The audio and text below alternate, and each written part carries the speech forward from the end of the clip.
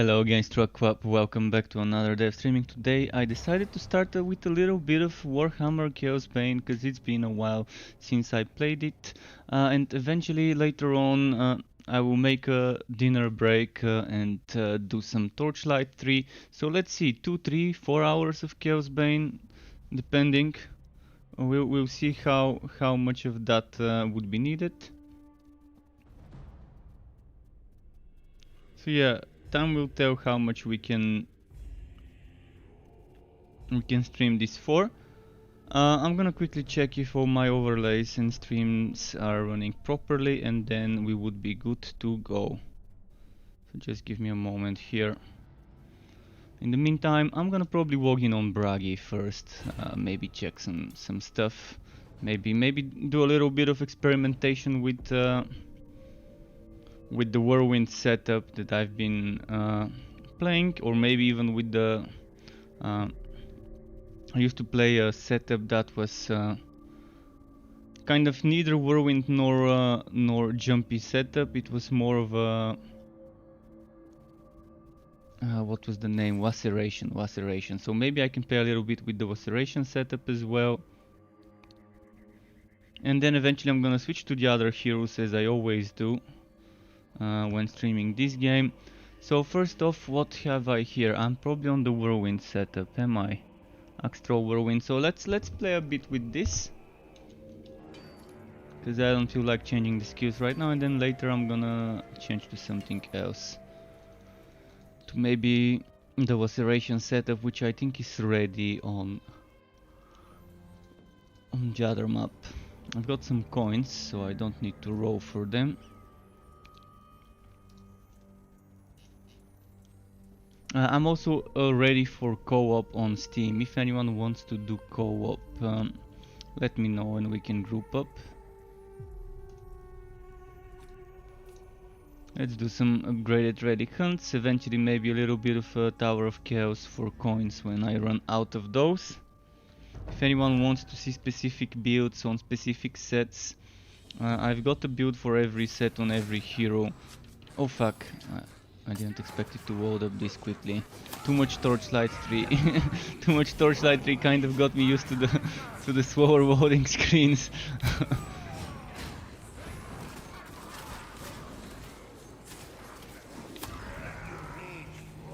So this is definitely not as easy to play as a jumpy build.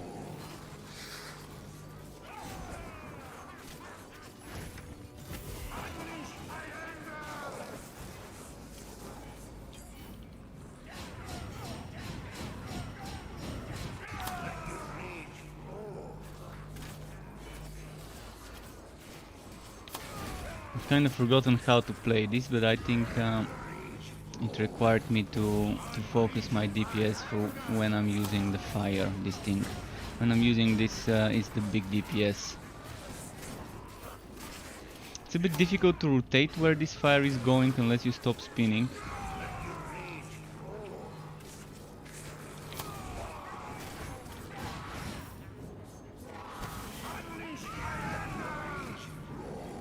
See, now I had to stop spinning for a second just to rotate it in the right direction. Just need a quick moment here. Quick moment, just a couple of seconds more. Yeah, I think I should be ready in a moment. Okay. One of my overlays again didn't start properly. Now it's done. Now I'm ready. Let's pull this one when there's more enemies, because it's pointless to just kill that one.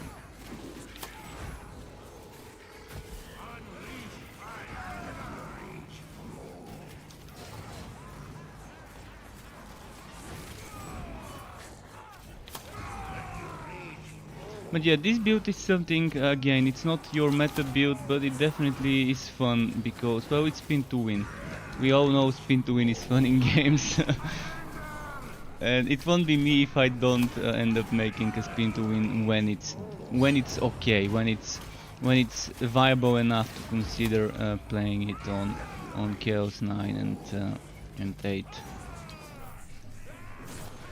But definitely something I wouldn't suggest for Chaos 10, but in general Chaos 10 is more of a XP kind of thing rather than farming thing, and it's more for like groups as a suggested thing. But there will be more Torchlight 3 later tonight, so don't be wondering why Chaosbane now, not Torchlight. There is room for both games in a single day.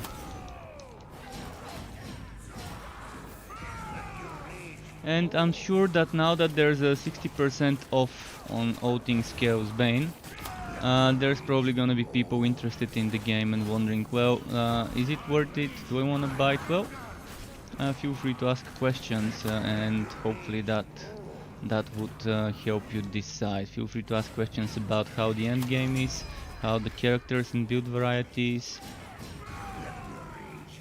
which character is strong, which character is weak. I've got the answers to all of those. But it is nice that they do those Steam sales where the game ends up being 60% off, like now.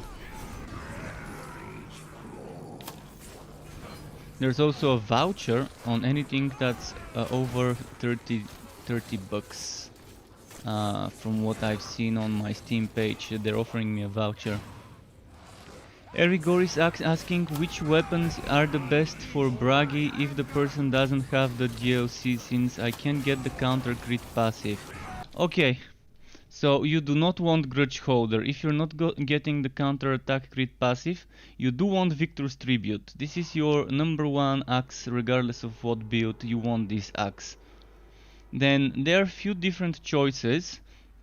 If you can sacrifice survivability and crit chance, you can get the, what's its name, Ultimate Carnage. Where did it go? I should have one here. It's this one. See, the Ultimate Carnage would give you good damage, but you're taking 20% more damage and you're losing 20% crit chance. If you think you can sacrifice the crit chance, that would be your second axe. Alternatively, if you want to be more spammy with cooldowns, you can get Impatient 1. Because this also heals you, gives you energy, gives you cooldown. It's not gonna be good for damage, but at least it's gonna be good for your spam ability. Another good axe would be Bruised Ego, so that enemies take more crit damage when they're stunned, and you would be stunning with Outring of Resonance. You really do need an Outring of Resonance for many of the Bragi builds, if you're using this passive, the Dead Woe. Stunned enemies take more damage, stunning an enemy also inflicts bleeding. You want this combo with this combo. When you have those two skills together, you definitely need Outring of Resonance, so you can stun with skills that are not called to ult, that are like Wasp Bastion can stun, Strike of the Anvil can stun. Another axe that is worth it, I don't have it here. I mean, this one is not that bad of an axe. It's not that bad of an axe because this axe can, in theory, give you 600 damage, but that 600 damage would probably require you to be at 1% HP. Probably. I haven't tested when we get 600 damage from Heartseeker. Again, my guess would be something like Bruised Ego and Impatient 1 are good axes. And Insatiable again isn't that bad, but it's only 200% crit damage, so you're probably better off using a Bruised Ego, because you're gonna be stunning enemies anyways if you don't have the God Skills DLC. Now everything is 60% off, so keep that in mind if you're considering getting a Seasons Pass. I'm not sure whether the Seasons Pass is 60% off. Let me quickly go to Steam. Library, Chaosbane, where do I go to the store? Store page, let's see. On the store page, Seasons Pass is 35% off. So the Magnus Edition and the Deluxe Edition are 60% off, and the basic version is 60% off.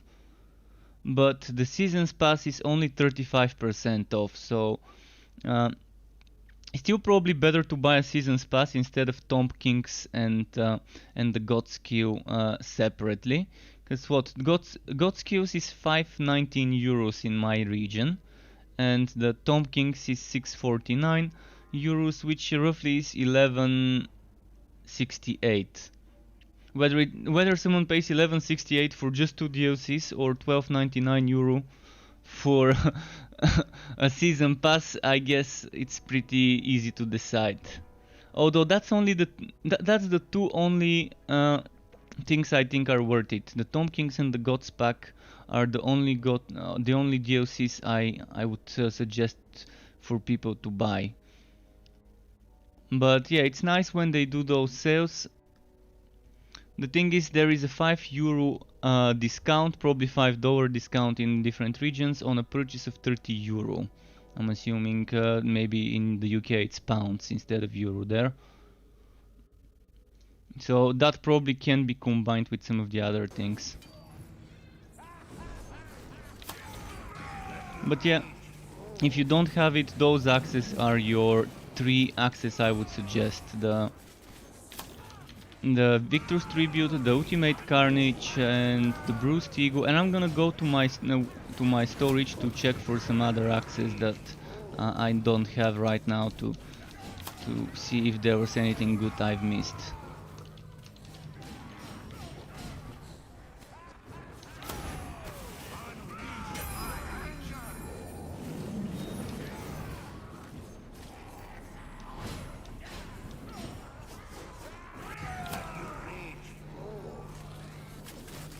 Are you using, by the way, this build, the Spin to Win build, or are you using the jumpy, the crit monster build? Because I'm using the second God's Queue 3 on both of them, but if you need help with figuring out what God's Queues to use in either of the builds, let me know. I'm gonna switch to that build and try and show you maybe some alternatives of how to do the God's Queue 3 without those. You're probably gonna be using Spite Smite. Spite Smite is your best bet as a replacement. And note, Terry the Tank, welcome back. I have not been on for long. Let me check. I've started recently. I woke up at 3 and it's now 5, so I started streaming kind of late today again, because I had to take a shower, have breakfast. So I've been on for only 14 minutes. So I'm gonna stream for like 3, 2 or 4 hours depending. And then I'm gonna make a dinner break, and then I'm gonna do Torchlight 3. So we've got time, So right now, folks, for those of you who are wondering what God's Queues to take if I don't have the second God's Queue 3 on Bragi. If I'm not going for a counter attack damage based setup, my suggestion is let's do it for you. Let's help you make a setup. You're probably gonna want those things here. And what you want is Spite Smite, and you want this crit damage here, you want probably this crit damage there. Let's say we focus on getting this first. You probably want that cooldown. It depends on what build you are. So if you're on a build with Spin to Win, you don't want that much cooldown, but the health drain definitely helps. But let's say you're in a build that is the damage one, the crit monster. Something like this is not gonna be a bad alternative. For example, if you don't need 12% cooldown, you can do this. If you do want that 12% cooldown, you can probably do something like this and maybe get bonus damage to champions. Although this one is pretty good here as a setup. This one here is also good bonuses, but not that important. Let's see what's here. Mostly damage over time, you don't want that. On this side you're taking mostly crit damage, energy, bonus damage to champions, crit damage. So it's not that bad. It's not gonna be as good as a setup with the fighting spirit counter attack based crit damage. But it is what I used to use before they added the second god skill 3. But before we used to have cooldown here, now we don't have it. We used to have 5% cooldown here, which moved here, and now it's not here, but now they added 3% here and 3% here. So for a jumpy crit monster build, that's probably something like one of the things I could suggest testing. The other thing, as I said, is removing one of the cooldown and then going for some more damage, crit damage. Again, not a bad option. Alternatively, you can even go for something like this, more health drain and cooldown.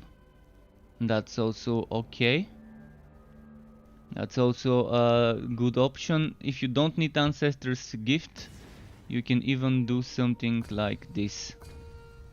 If you're gonna be using just the basic Ancestor's Gift, that's also a viable choice. So hopefully this helps you decide how to do the skills. You're not going to be using Mountain's Wrath, but you can use Spite's Might Mastered.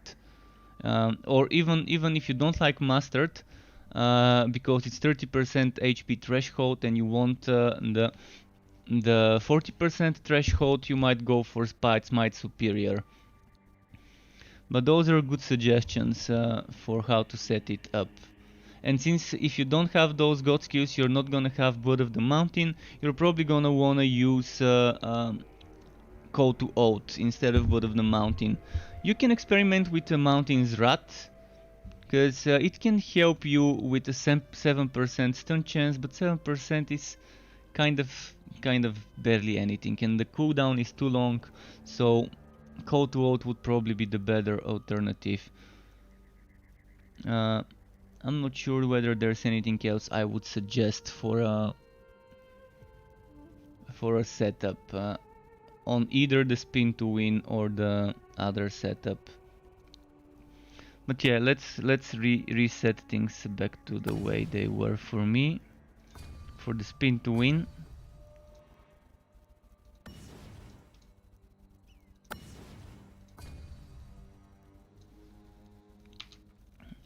so hopefully this was helpful information when it comes to how to build a setup without the specific god skills.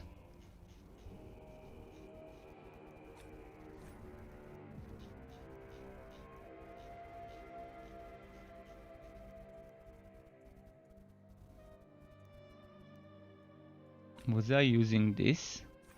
I guess I was using Fighting Spirit Superior. No, actually I was using this and I was using Blood of the Mountain in the basic version.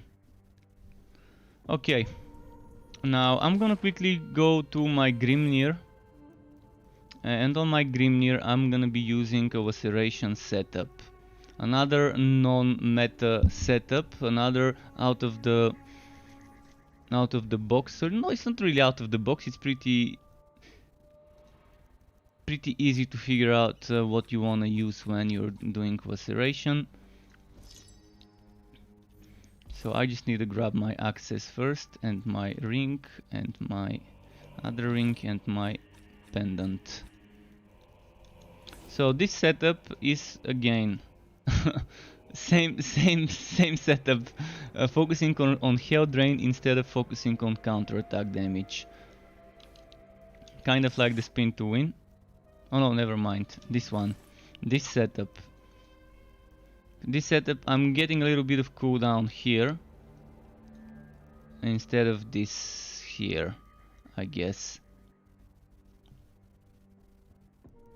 I'm getting this damage here. Let's see if I can sacrifice this cooldown and this counter attack damage. I can probably get this thing here and it might be better. That's 5% damage, 25 crit damage. It doesn't seem to be worth it, so I'm gonna do it that way. losing 2% cooldown, but this 14% counter attack damage would do a lot for me. This is what I've got. Padded armor, I'm not sure it's really needed there. And there's probably some other things we can get instead of padded armor, but let's keep it the way it is. And this is all about wife leeching, about health drain. It's another build that I think is better off played at Chaos 8 instead of Chaos 9. Sorry, had to sneeze and muted myself.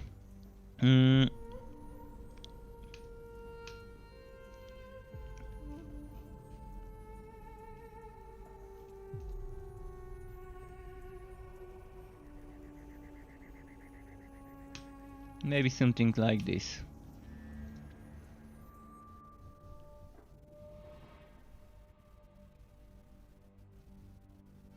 But yeah, feel free to ask specific questions regarding certain builds, regarding why I'm doing this, why I'm doing that with that build if something's not clear. I will be switching characters, so if you want me to play a specific set on a specific character to give you some tips on how to play it, let me know. You can see right now I'm playing a laceration build and the damage is just bad and I'm getting killed. so yeah. Not the best, really, not the best, really. I mean... What happened? Where did my accessories go? I think I equipped my items on the wrong set, that's why my damage is bad and I'm getting killed.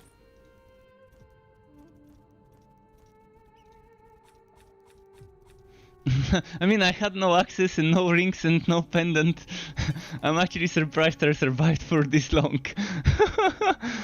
Oh boy. Let's do round 2. Round 2.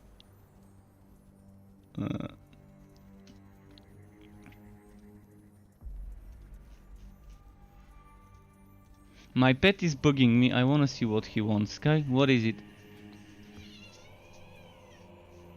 I'm not sure what he wants. He probably wants to play, but I'm not gonna play with him now. Stay here. I just fed him a lot of stuff right before starting my stream, so he shouldn't be bugging me for food. I think he's just bored and wants attention. He's a needy pet. A needy pet. Alright, let's go. Enough of my pet. I think he understood that it's not the right time to ask me to play with him.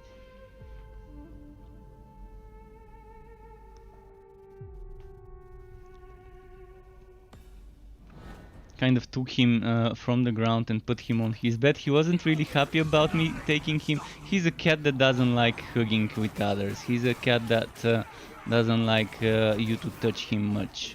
Sometimes he would come to you, but he doesn't like getting picked up off the ground unless you're gonna feed him. So yeah.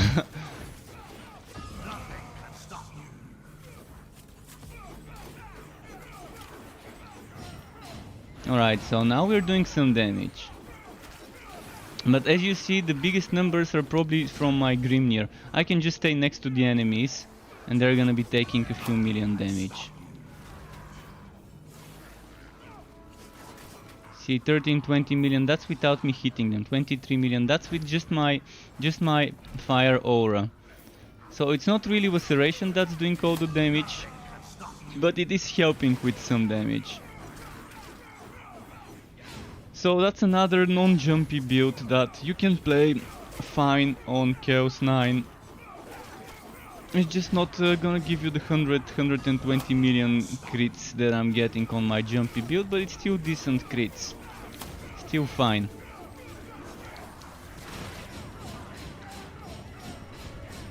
But doing 1/5 of the damage of the other build is kind of a thing, or 1/4 of the damage of the other builds, let's say, because this just did 30.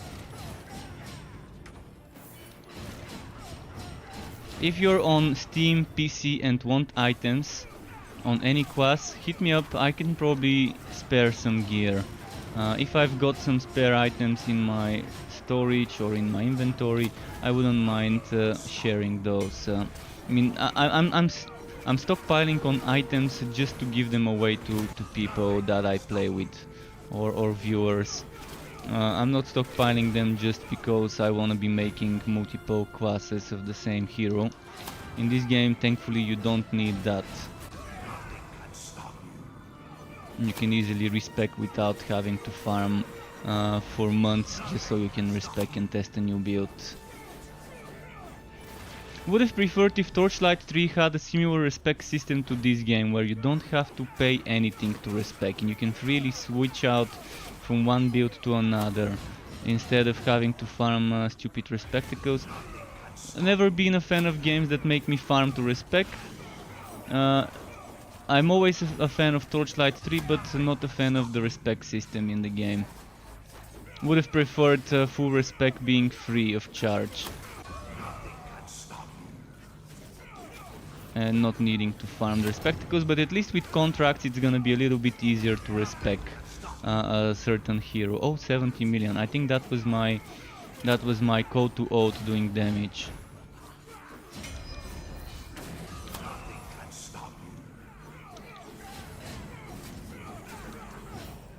So I'm a big fan of how this game gives us so much freedom when it comes to respecing. They used to charge you blessing fragments to respec your god skills. You used to have to pay blessing fragments, I think, of every type long ago if you want to respec.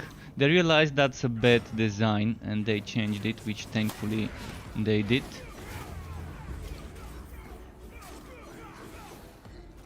But yeah, if you're playing Laceration, I'm gonna be suggesting play it with the Grimnir set. If you want a Laceration setup, I think the Grimnir set is the best one for a Laceration build. It stacks up well because you're standing a lot of the time you're standing in one place for a second or two, for 3 seconds at a time, and that lets the aura do a little bit of damage, so you're benefiting a lot from that aura. And yeah, Kuner, this game is now at 60% off, so feel free to ask me all sorts of questions to figure out whether it's worth your time and money. If you want to know more about every class, let me know. I can show you every single class one by one in action. I can show you some more builds and some different stuff about each hero. The Magnus Edition, though, if you decide to buy it, keep in mind the Magnus Edition includes every single DLC, past and future, because the Magnus Edition includes a Season Pass, and the Season Pass is the thing that gives you every single DLC. In general, there's 2 DLCs that you really want, and that's the God Skills DLC and the Tomb Kings DLC. But even if you don't get the Tomb Kings and just get the God Skills pack, that's more than enough, I guess. The Tomb Kings does give you some good skills, and it does give you an extra chapter in the game. Never been a fan of developers charging money for skills and passives. Never ever have I been a fan of that. I'm fine with paying for a DLC that gives me a new hero, like many games do, like for example Diablo 2 did, like Diablo 3 did, like Grim Dawn did multiple times, a DLC with a new chapter and a hero. This game did the opposite. This game charged us for a DLC that gives us god skills, but it gave us a free DLC with a new hero and with a new chapter. Which was kind of, I mean, it's weird logic. It's weird non-logical thing to do, but I guess at least they didn't charge for the hero, but charging for the god skills definitely seemed like the wrong move back when they did it. I'm surprised they haven't removed that price, because probably people would want refunds if they remove the price and make it free, so that's probably why they haven't done it. You can see farming green items is definitely nice and easy when you're doing what I'm doing right now, which is the upgraded Relic. As you can see right now I'm at 10,774 wood quality, which by itself is a huge number. Anything above 6.5, 7,000 wood quality is kind of an overkill.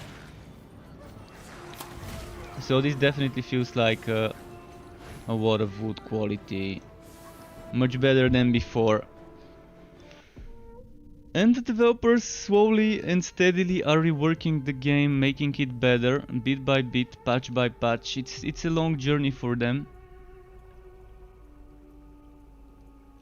The stream is stating I'm playing Torchlight 3. Okay, I'm gonna quickly update this. Just give me a second. It didn't refresh. I always click edit and update, but sometimes it just wags out. Let me quickly update it. Warhammer semicolon Chaosbane update. Is my mixer? Oh, my mixer didn't get updated. Only my YouTube got updated, which is weird. How does it update one platform but doesn't update the other two platforms is beyond me. But okay, I've updated this, and thank you for telling me that the stream title didn't change. The highest level in the tower I've got to, I don't know. I'm not even trying to do the highest level in the tower. I don't see a reason to do the highest level in the tower. I think on my mage I reached level 9 or level 10 before I got bored. But on this hero has for level 1. Why? Because I don't need a higher 4. It's just pointless to go to a higher 4. I'm not gonna get good wood there, and I'm not gonna get that much more tokens, coins. So the highest 4 you've reached is different for every hero. And again, there's a lot of green items. All of this here is mostly green. I've got 100 items that I'm probably ready to give to anyone. Let me check for some axes, because there were questions of what axes might be good. Forge Heart. Forge Heart is another good axe to use together with the Victor's Tribute. Because with Forge Heart you can do more damage than you can do with any skill on Bragi. You can see this one is 463,000, this one is 765,000. So this is supposed to be the strongest, highest damage skill on Bragi, Call to Out Heroic, and this axe does more than that skill. So my suggestion would be to you Erigor, use Victor's Tribute and use Forge Heart. Try this combination, but make sure you've got a fire skill. Any fire skill would do. Avenging Charge Superior is a good fire skill. You can use that one. And as long as you have the Ring of Resonance to be stunning enemies with Last Bastion and with any other cooldown skills, you can stun them and then you can inflict bleeding on the enemies, and then if you hit them with the fire, that's gonna be some good damage. So Valdurok said bon dia. I'm assuming this means good day. I don't know what that means, but good day to you as well. And what's the best modifiers to use on Relic Hunt? This depends on your build, but normally every map has the best modifiers for me. And good morning, Becoming, welcome back. So on this one I always do demonic portals. On any map I always do demonic portals. Then I probably give the enemies more XP. I avoid this one because it makes me whack a lot. Then heroes maximum HP decreases over time is not that bad. Heroes healing and regeneration reduced. Don't use this on Executor's Elf, because your damage comes from health regeneration. On others you can use it. I would avoid using corruption marks. I would avoid using cooldowns have a chance to increase if your build is using cooldown skills. I would avoid using HP permanently reduced, and poison clouds I would avoid. So normally I go for something like this or like this. On this one I always get the demonic portals, the HP. Um, so heroes constantly bleed can be both good and bad. On most builds you're gonna wanna avoid it. If you're using padded armor, you might wanna keep it. But this one is not bad. Enemies regain HP when they die. It's not bad. When heroes stop fighting, they lose HP every second. It's not bad. This one is not that bad either. This one is not that bad either. So you've got some things. The ones that I don't think you should use, you shouldn't use this. You should sometimes avoid using this unless you're playing on Conrad and you want to be blocking to be getting those vengeance stacks. I would avoid using this.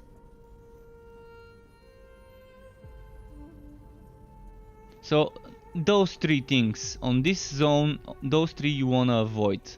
Anything else is fine. I mean, you might want to avoid heroes constantly bleed as well, but that's just based on builds. Here the ones that you want to avoid, not use, but the ones that you want to avoid is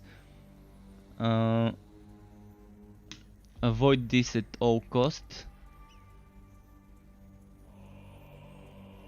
Avoid this. Maybe avoid this, but that's not that bad if you do the map quickly. And sometimes this is better to be avoided, because the boss would end up spamming shitloads of skills. This one might be annoying if you're always at low energy, but it's not that bad. But avoid the permanently reducing armor when you take damage, the cooldowns, and maybe this one too, for avoiding. And sometimes this one. Okay, and on this one, what you want to avoid, you might want to avoid this. You might want to avoid. Well, this one is not that bad, but it's annoying. It's annoying, so I don't go for it. You might want to avoid this one because it's annoying, and you might want to avoid this one. Or if you're on an energy build like a melee phantom build on the mage, this one is also good to avoid. Here I would avoid, the things I would avoid using would be, I don't like using that. I don't like using this because on some builds you want to be stunning or bleeding the enemies, so I avoid using that, and I avoid using this, and I avoid using this. So the rest is good. By the way, exploding skeletons is it could be dangerous because they explode immediately when they die. There's no delay. So I would avoid using skeletons explode on death if you're not playing some sort of a ranged damage build. Okay, now I'm gonna quickly go to my other build and then change characters after that. On this build I want a small change.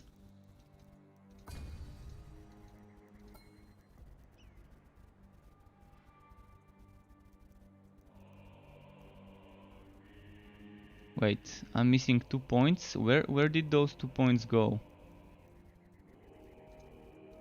That can, oh, there we go. That's where the 2 points went.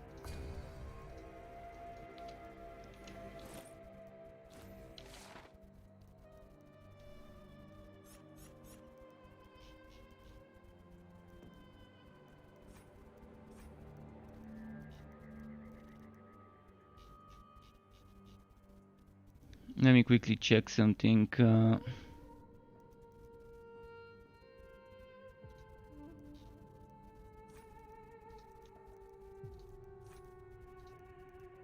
Padded armor, I can always get rid of padded armor, it's not that important, but let's have it, I guess, for now. Or maybe let's add something else instead of padded armor.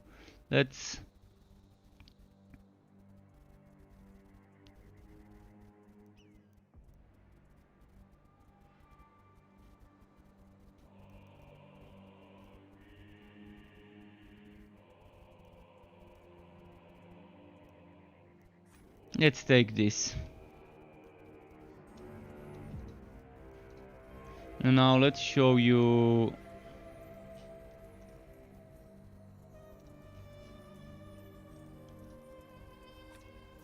this one. Oh, I forgot to change my skills, fuck.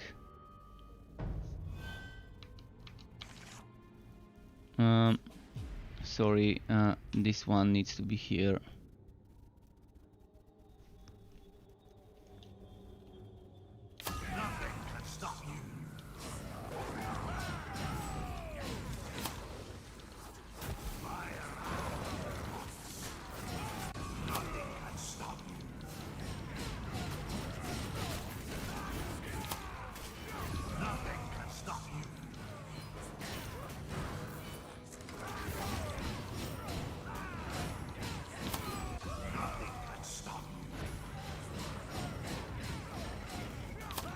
So this is the build that in the right conditions can do shitloads of damage, and it works on every set. It works well on every set, so you don't have to be using one set or another with it. Any set would be okay. Some sets have their cons and pros, so you gotta decide which set you think would work best with that setup. The last song used to be very weak with this setup, but now it's actually pretty strong, especially if you're in a party. You're gonna be making the enemies take 300% more damage when they're bleeding. And they will be bleeding if you're using this build the right way, and they will be bleeding a lot of the time.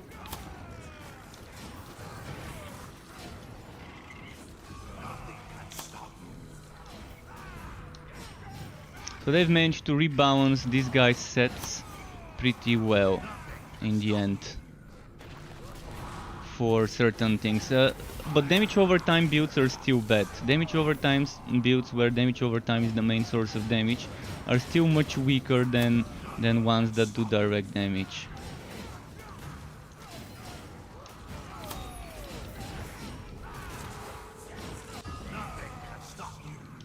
But yeah, full counterattack is my preferred choice for most builds. I use the Drain Wife build on my Whirlwind and on my what's its name, the on my Laceration, because Laceration drains your HP when you do damage. So for Laceration, instead of energy cost, you have less energy cost, but you also drain your HP. So for Laceration it's good to have health drain to be a little easier to survive, I guess. But for this build I do prefer the full counter attack.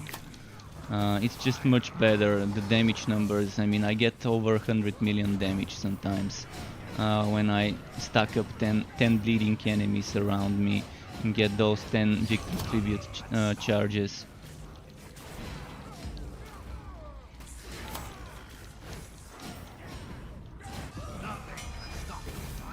But the game is in a much better state than it was a year ago when it launched. For a year the game has managed to become something I won't feel bad recommending to people. Especially now that they've added the upgraded relic hunts and getting green items is so much better. And you've got increased XP from those extra chaos levels that they've added throughout the time, so farming those legend ranks. It's not that hard. It's not that hard to get those extra legend ranks, which I've got some levels to spend on, I guess.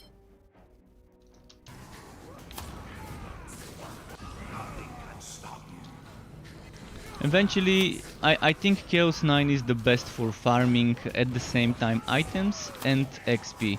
Yeah, Chaos 10 is better than Chaos 9 for XP, but things die a bit slower there. So if your build is not complete yet, and you can't handle fast Chaos 10 runs, you're probably better off sticking to Chaos 9. But if you have just one more person with you, I would strongly suggest going for Chaos 10. Because with two people the game becomes much easier, and then add another third person or a fourth person and the game just becomes a breeze even at Chaos 10. This guy, you wanna stun him. You wanna be stunning him. I did a mistake here. I activated my Bloodlust and you cannot deactivate the Bloodlust, meaning I can't heal, I can't stun him. This guy is super easy to deal with if you stun him when he's healing. But it's still an overpowered enemy which needs a nerf. This enemy really needs a nerf. Because not every hero can stun. And he does so much damage for a hero that's so difficult to kill. Compared to all the other enemies, he's just miles stronger.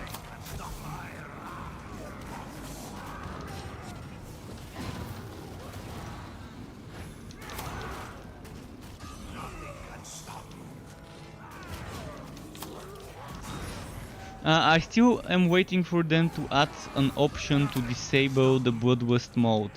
For example, I activate my Bloodlust mode, but I don't want to waste all my 3 orbs.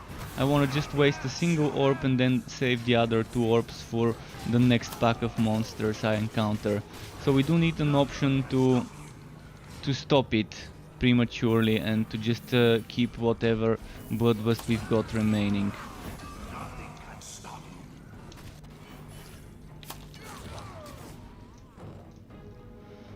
Okay, I'm changing to something else. I'm gonna change to my Mage now.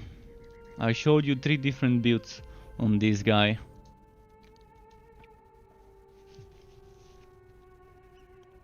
Well, they did say they have something special in mind for us for later this year. What exactly this special thing is and when exactly this year that would be, it's probably gonna be after the summer or maybe August. Maybe something like August if they're taking like a summer break or whatever. You know, employees of companies take vacations around this time. So there's so much that can be done only. So I'm assuming they might be taking some summer vacations themselves.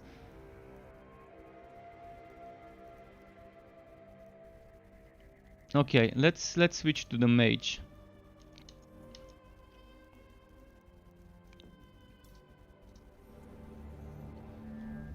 I'm gonna show you 2, 3, maybe 4 builds on the Mage.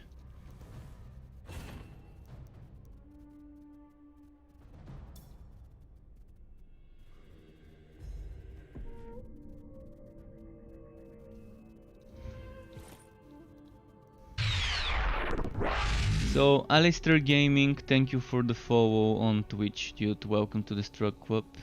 Nice having you here. So on the Mage, I've got a few favorites builds and sets. One of my favorite is Dragon Tamer.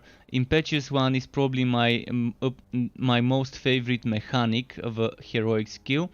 But in the same time, it's also my least favorite because what this does is it does this nice healing field that does shitloads of damage over time. But the worst thing about it is it's repelling enemies. And what's the point of having a field that does a lot of damage over time to enemies inside it when it's pushing the enemies away from the damage over time field? So I think this should be reversed from, instead of pushing the enemies away for the heroic version, to be pulling the enemies inside the field. And the other build I like is this set, the War Master for the teleporting. I mean, on the Mage every single set I love a lot. But if you want the best build for party play, to buff your teammates and yourself, and to face tank everything, you want Ult 1. I'm gonna play with this first though, because it's already set up. Let's do 1 Tower of Chaos run. See, highest 4 reached 6. I've not even bothered going higher. I think I reached 14 or 15, but I didn't stop and I died. But again, I don't even want to be pushing the Tower of Chaos, because I don't see a reason in doing so. Not now at least.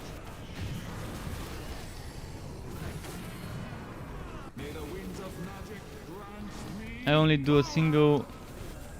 You can see this does 34 million damage over time. I've gotten it in a team to do 80 something million damage over time when they're standing in the field. And you can have more than one of this field up at the same time. Because you can see I constantly reset the cooldowns. And this build doesn't exist as a video, but I have a text version, so it's on my website. If you type exclamation builds, you're gonna see a link to my website where I upload the text versions of the builds. So you can see how my cooldown constantly gets lower and lower and lower as I'm channeling my Breath of Fire skill. So pay attention to this cooldown. You see how it's jumping, bam, bam, bam. That means every time I'm channeling this, which is an energy cost skill, I'm reducing my cooldowns, all of my cooldowns, not just this one, every single cooldown. And then I can have multiple versions of this one. Alright, enough of this. Let's collect.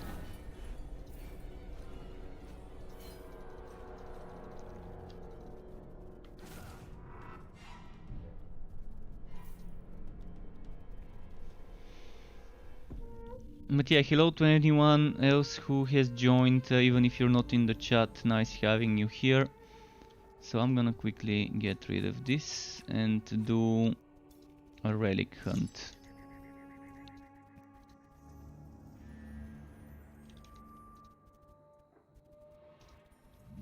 It's gonna be upgraded and it's gonna be, let's say, Tomb Kings.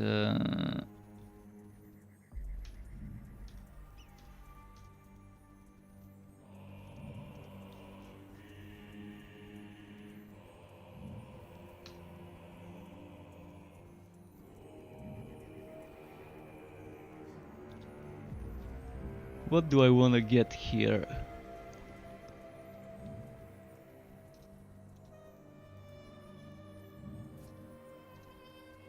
Something like this.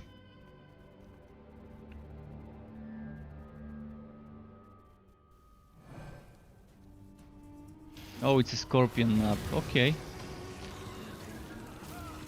May the winds of magic grant me power. On this map, sometimes it's difficult to see all the things on the ground. So it's too bright.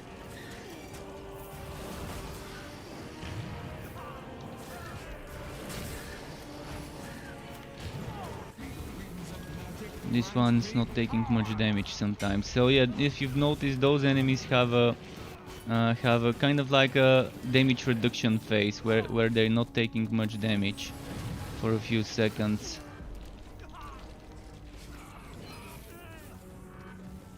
And just with those enemies in this zone, the spear guys, the archers, the mages that heal.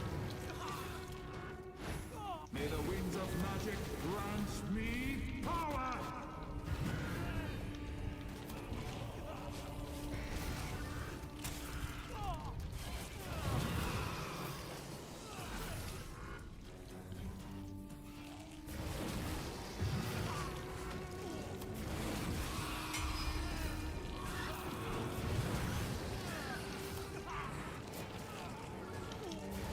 Might have made too many enemies. See, and this is the problem. I'm pushing them away from the damage. The problem with the way this heroic skill works. I'm pushing them away from the damage, and it's just working against me, having such a nice damage skill. But then, thankfully, elites can be knocked back.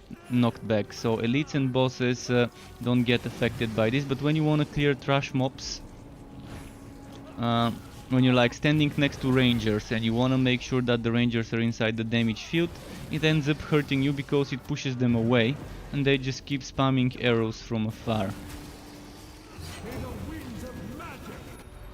Like this mage, for example. This mage could be knocked back. So I have to kind of get him in a place where he can no longer get knocked back.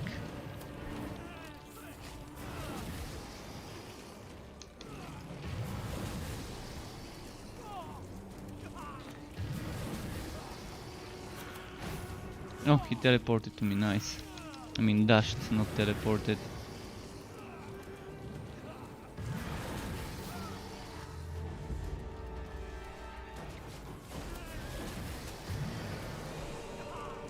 But yeah, in this game the mage, just like in Torchlight 3, is pretty strong of a class. So you can't go wrong with any of the sets on the Mage if you wanna make a build centered around it.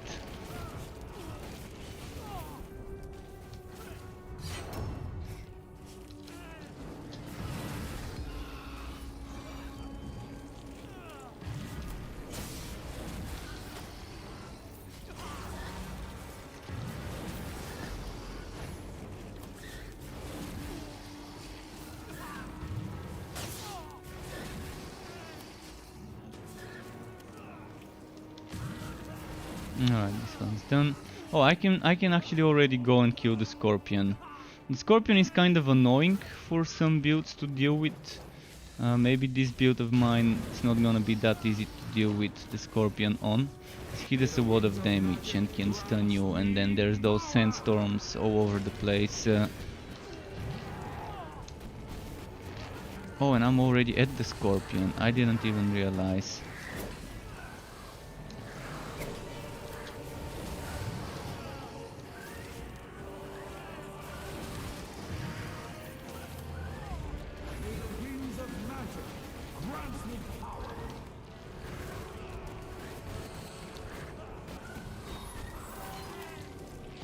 Alright, we got him. I'm not gonna kill the rest of them, I'm just gonna go for the wood.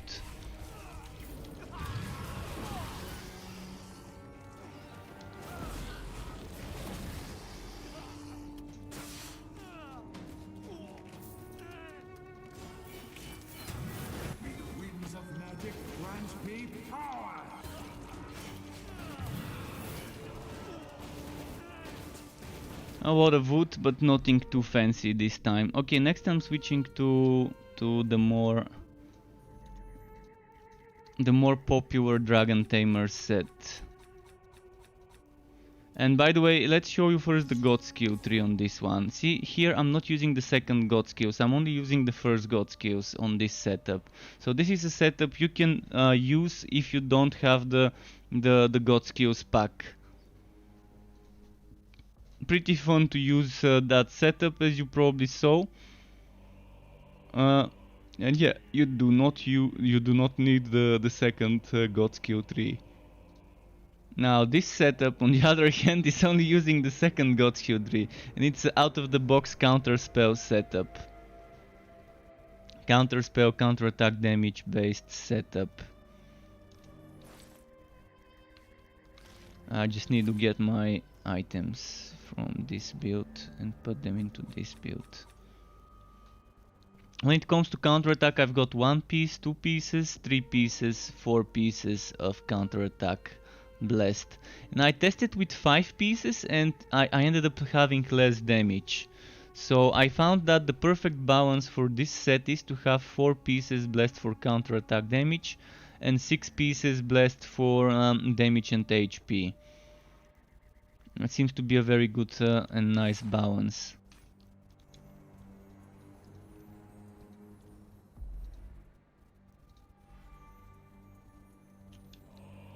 Let's do a quick Tower of Chaos run again.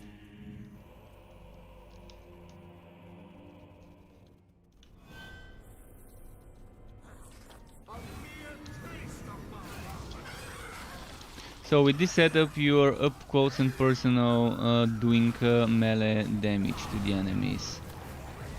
And there's different setups. I actually have different ways of setting up the god skills. So on my website here, I'm gonna do the link. I think I got okay built using Arcane Manifestation Mastered and Spiritual Prison Superior and Vortex Heroic with Soulfire and Phoenix Herald Fire build. It's not bad, I mean it's not bad. Which set are you using though? Which set are you using? I can tell you one thing about the Soulfire. The Soulfire is good in the early levels, but in the higher levels it's not great because you're one-shotting mostly everything. With the and so far it's only good if you have 10 burning enemies nearby. Most of the time those 10 burning enemies won't be there for more than 1 or 2 seconds. So even with the Phoenix Herald, you might want to consider using Blade of Azire, because the damage you get and the points. First of all, you get a second heroic skill. Second heroic skill that just gives you more points, and that gives you good damage reduction. It gives you good damage. So it's definitely fire builds, even for fire builds with the Phoenix Herald. Oh, you're using Ultuan. Well, Ultuan is definitely something that's probably one of my favorite sets for party play, for supporting the whole team. It's the most tanky set on a mage, probably ever in the game. Ultuan. And by the way, this command I did should not have been built, it should have been builds. We started this command today, and Super Dutch One, welcome back, nice to see you. So this is where I uploaded my builds recently made ones. The ones I made for the Tower of Chaos, Chaosbane update, and the ones for Torchlight 3 that I recently made. And I'm trying to keep this mostly builds. Sometimes I might post other stuff, but I'm trying to just keep it as text versions of the builds there only. And it's easier to have them all in one place instead of making separate commands for separate builds when people want to find the build. It's good for them to be in one place. Let's do a relic hunt in, let's say, Corn, because Corn is the easiest and the best to farm. I really love doing Corn maps.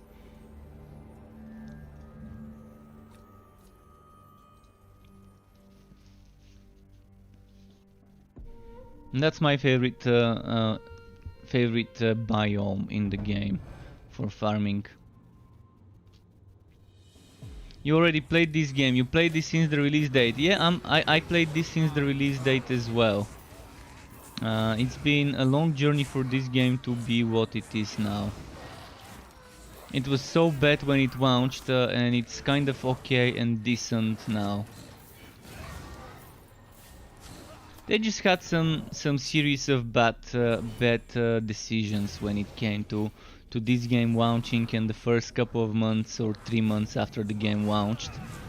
But since I think September or October, they have been focusing on things that really are good when it comes to updates.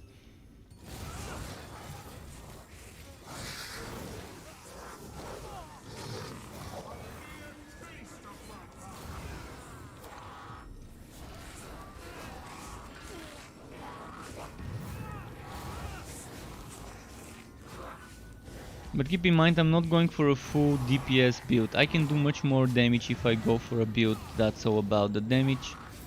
Even now, I'm still doing decent damage. And most of all, I've gotten very nice survivability with this setup when I stand static. And I like to play it to stand a little bit more static than usual. And getting that extra 20% damage reduction from Arcane Manifestation is not bad. I can now take this hit. This hit normally might one-shot sometimes that I just took from that big guy. And this is the kind of gameplay I like in games, being able to face tank shit. And I'm missing this in Torchlight 3, and I really think they should reconsider all the one-shotiness of ridiculous. This game feels that they've nailed it when it comes to building your character's survivability. Even if it's for the price of some damage. And you can see I'm quickly killing enemies and I'm also surviving. The only hero that really needs to be reworked completely is the Scout, Alessa, because she's having problems surviving and doing damage at the same time. You can only do one or the other, and even if you focus on doing one of those things, it's not gonna be as good as the other heroes can do it. Other heroes can be very strong damage-wise or very strong for survivability, but the female scout Wood Elf, even when she tries to make a full survivability build, it's not going to be as strong as an Ultuan or as a Conrad soldier, for example. And when she tries to do damage, it's not going to be as good as a Bragi damage build.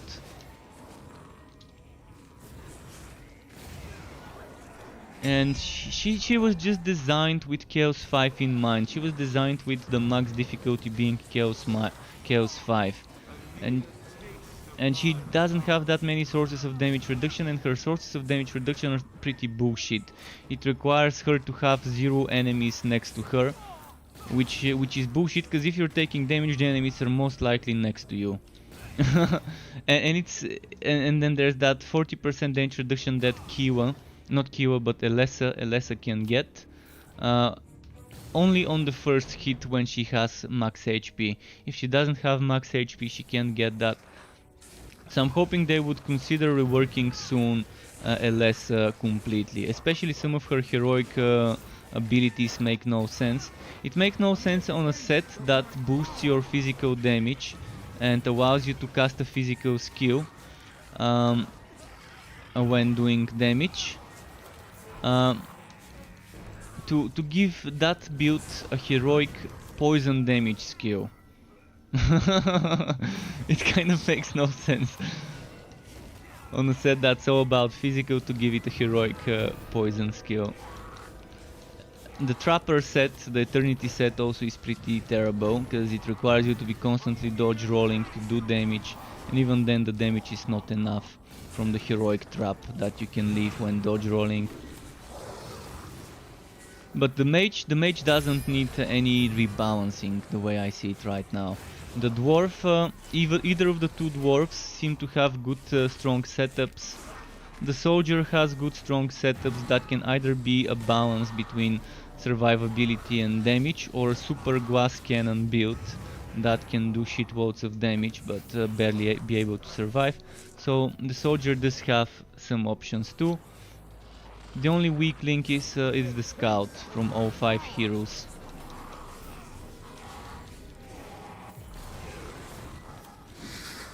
Probably shouldn't be killing that many enemies. I've already got the 3 chests, so...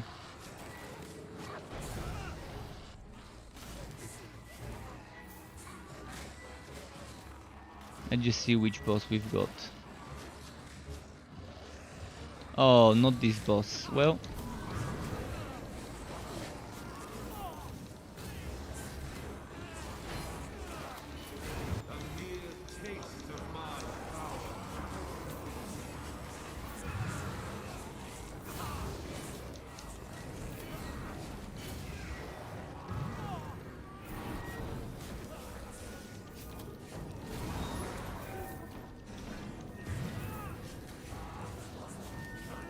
Alright, we don't have to kill those.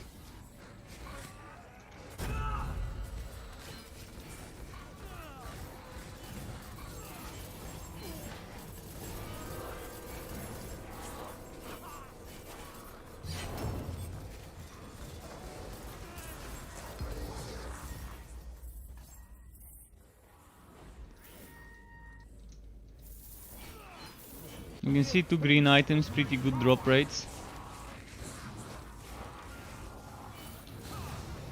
Worth your time definitely now when playing this game and doing upgraded relic hunts.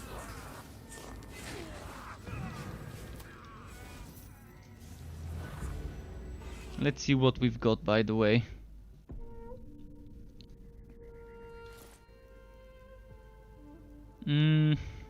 Soulfire, not bad. Cooldown, but no crit chance, right? And good stats out of 6. And damage over time might actually be considered a good stat for some builds, so... What about this? That's not too bad, that's not too bad. Again, if you're on Steam and need help, need some items, my storage is full. I've got like 100 green items that I need to give away. Okay, some of them are red, but the majority is green items, and I need to get rid of those items. I don't need them, because I can't store more items. I think what the developers need to do is increase this storage to 300 instead of 100. It just makes no sense, because the game is not online. It's not stored on their servers. It's stored on our computers, on our machines. So it won't make that big of a difference to me whether it takes 3 times the storage in regards to files, in regards to file size. On my computer it's some small files that don't even have a megabyte probably, and the ones that contain the item data for the storage. So I would really love if they would increase that storage.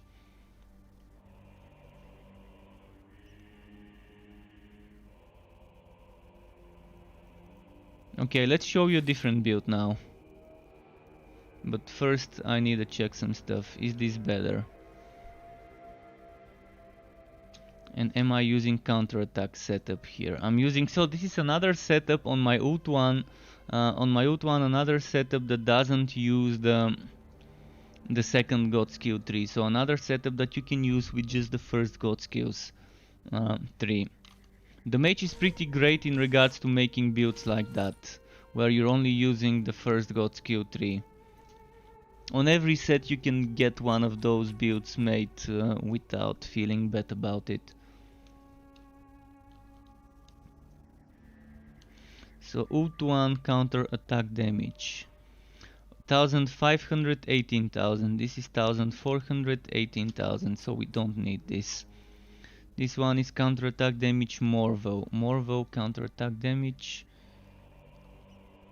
I've got 1500, 8.2, 18,000, 1500, 7.5. Okay, I don't need this.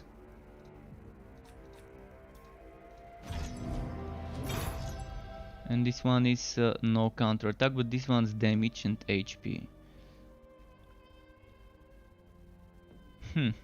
But I'm going for damage overtime on my Morvo.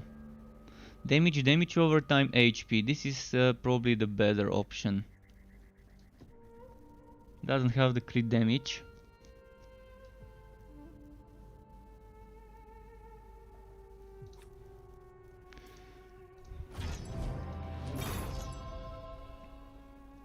So my Morvo set that I showed you first was fully blessed set.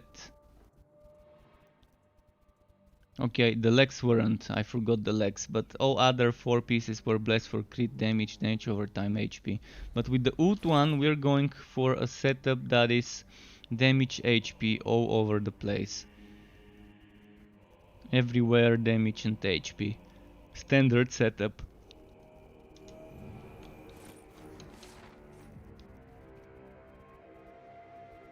This one is kind of not necessary, you can replace it with something else, but it does help with survivability every now and then.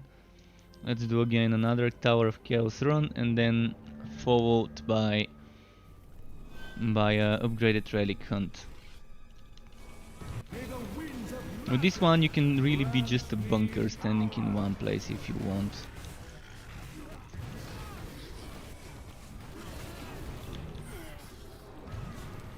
See, I'm standing in the middle of all the damage. It was a little bit too much damage to handle, like enemies exploding while I'm taking damage over time from those lines. Speaking of those lines, I gotta kill the enemy that makes them, because it's annoying. There we go, got it. Okay, this one has been cleared, now let's wait for this one.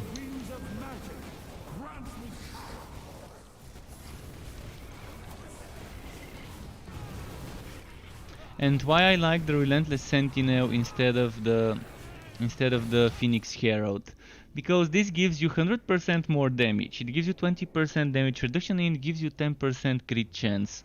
And it's not just you, but your allies as well. And with ult 1 you can kind of adopt that static playstyle. And you can stack this 100% damage with this extra 100% damage. And then you can stack this 20% damage reduction with this 20% damage reduction, and this 20% damage reduction, and this 20% damage reduction, and then you've got 10% damage reduction here, and you've got another 15 here, and then this one goes up to 40 damage reduction when you max out 100 stacks. So I think I'm actually reaching the cap. I think they made the cap for damage reduction, and once you reach that cap you can't get any more defense. Because before we could easily get 30 something million defense. Now I don't think I can get more than 31. Before I could get like 38 million before the Tower of Chaos update. I need to bring them over here though. Come on, stay here. The mechanic of this one is you have to kill the enemies next to the fires to make the fires stop.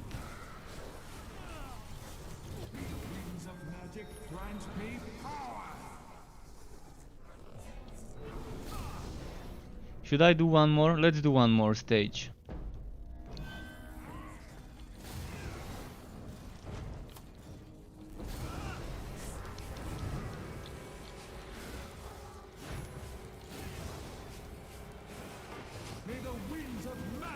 But that's the good thing about the Mage, even if you don't use the items I'm using, it can still be a strong setup. It's just a class with a lot of options, a lot of possibilities that allow you to make some nice builds that still do damage and survive. Especially with this set, this is the tankiest set of them all.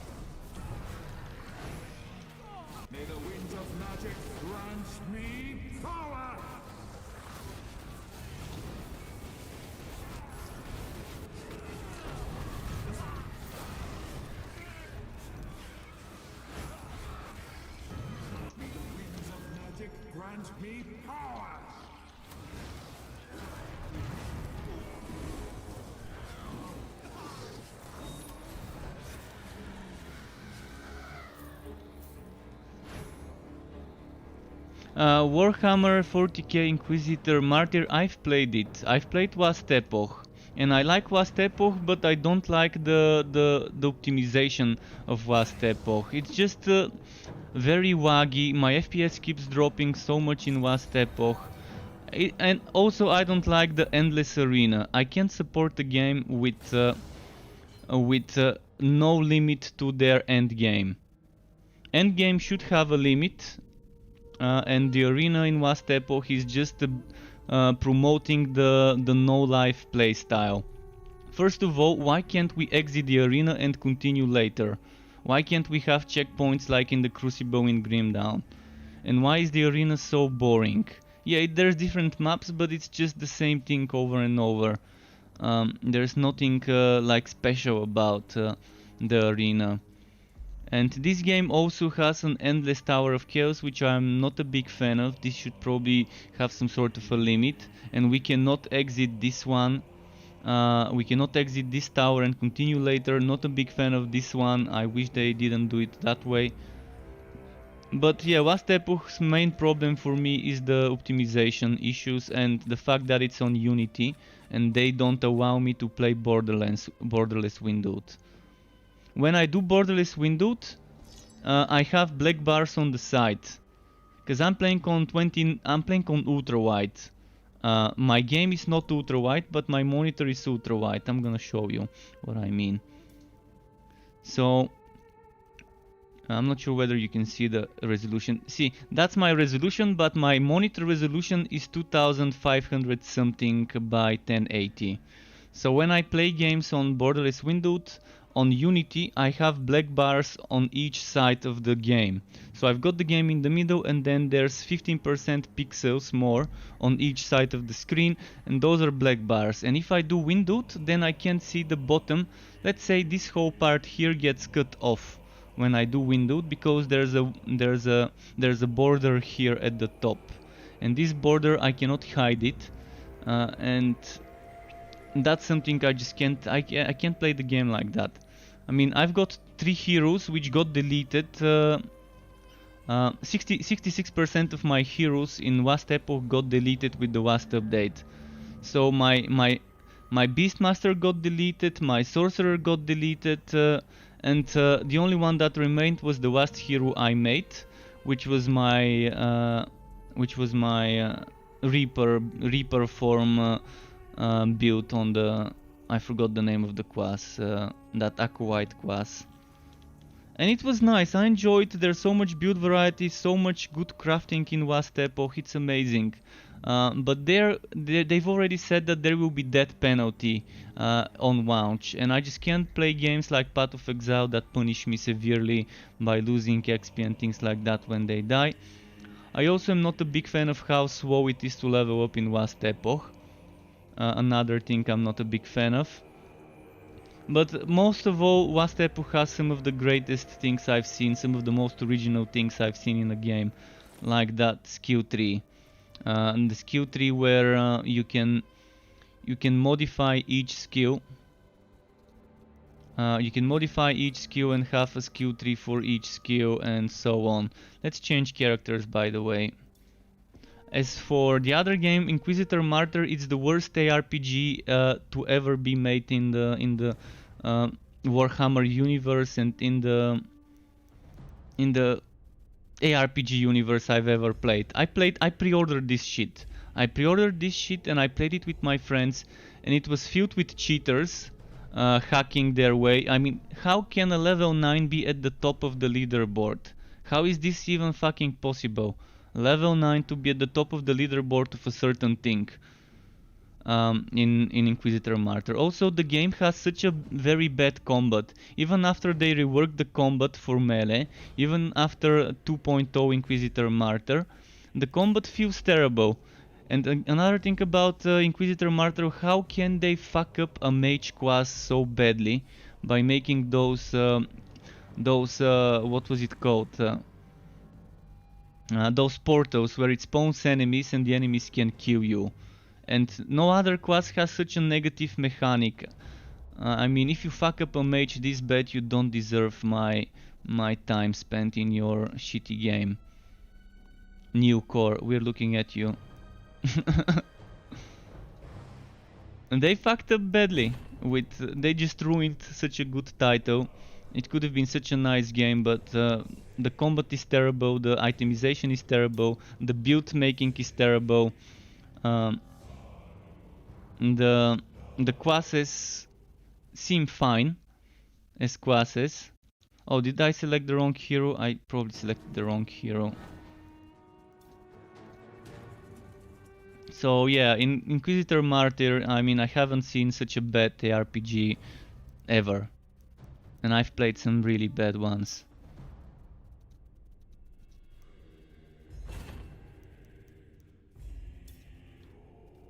And the worst thing is that mechanic, was it... what was it called?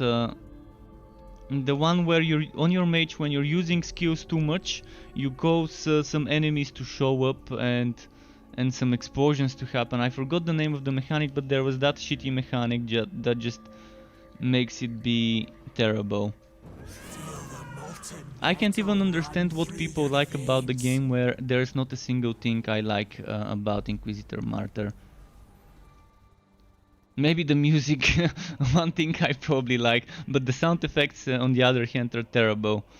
The missions, the map design is terrible, the enemy design is terrible.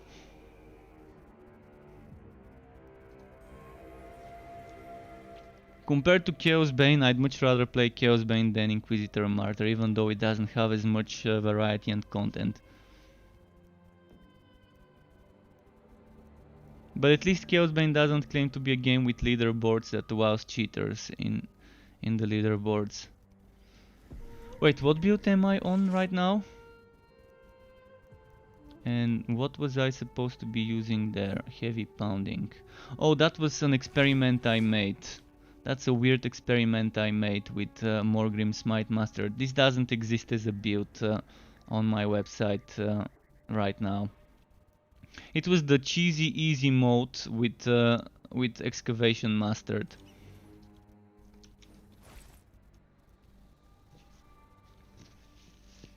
And by the way, I downloaded some sort of a patch today for this game. So I'm gonna do some testing with the Forge Blood to see if we can get it to do more damage. Where did my Forge Blood go? Forge Blood, Forge Blood.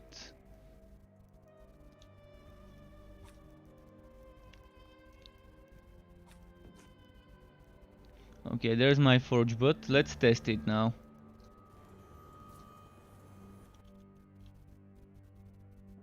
But Vast Epoch is definitely worth playing. I'm telling you, I'm 1 out of 1,000 players that doesn't like the game. So every 1,000 players, there's just gonna be one idiot like me that's not gonna like the things in Vast Epoch, such as the endless arena mode, um, which is promoting the no lifer playstyle.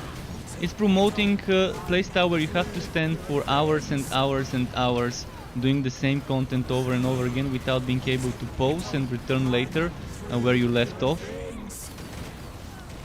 You should be able to leave at a certain checkpoint and continue where you left off. It just makes no sense to be forcing this no lifer playstyle. It's a no life competition like fucking Diablo 3.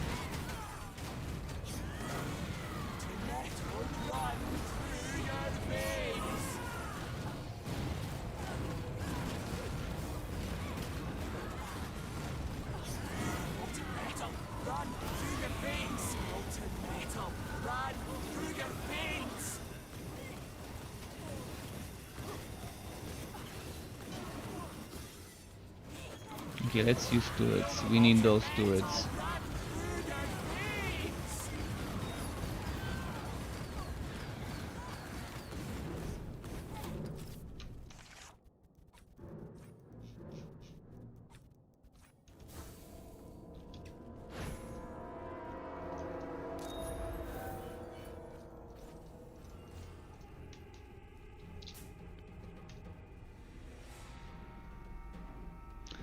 Well, it was, I don't know, for me on Steam there was a little small update that took less than a second to download. So I'm just trying to figure out what changed, because there's no patch notes or anything. So I'm not sure, it must have been some small hotfix that they didn't even think worth telling us what changed. It must have been that kind of an update.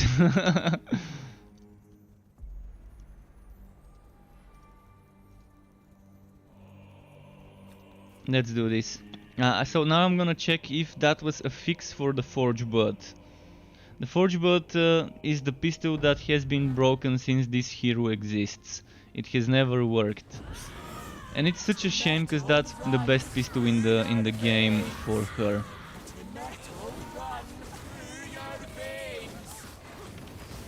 Fuck, I kind of overdid it.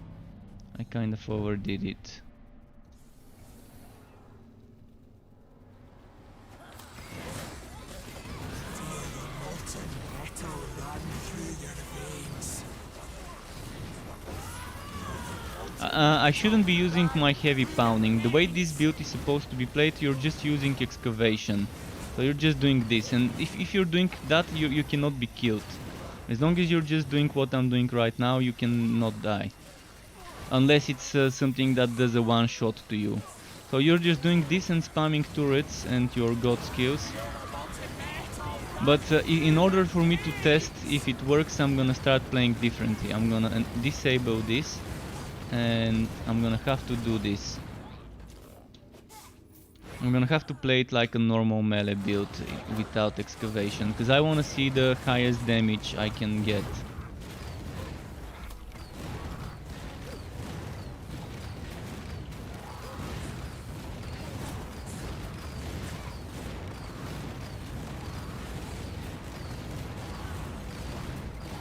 But I'm probably not testing on the right build for the Forge Butt. Because I'm not using the burning turret. I need to be using the burning turret here. So let's remove this.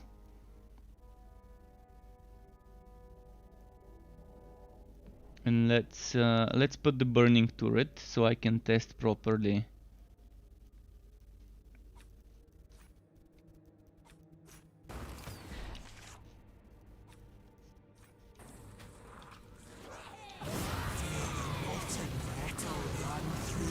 I just want to test if the Forge Butt actually works now.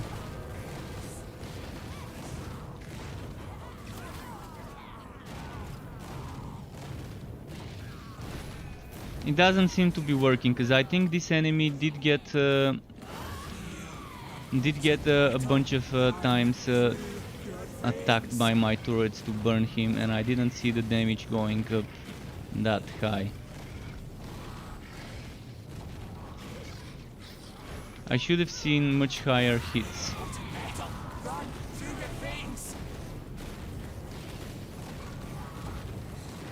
So we're looking for hits over 20 million when I'm using heavy pounding. Ideally it should be hits like 40 million hits. That's what should be happening. If I'm not doing 40 million hits, then it's not working.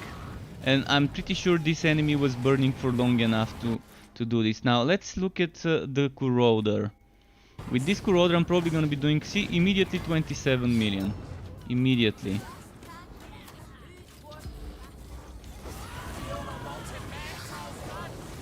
And 34, see? So what the Corroder gives us is 200% damage. What Forgebot makes us do is up to 300% more damage when we are attacking enemy that gets overheated, and they get overheated by taking fire damage. So it doesn't even have to be them burning, as long as we're hitting with fire. With Excavation that would have been amazing. Okay, I'm quickly changing the build to the way it was. We obviously saw it doesn't work, so I'm not gonna be using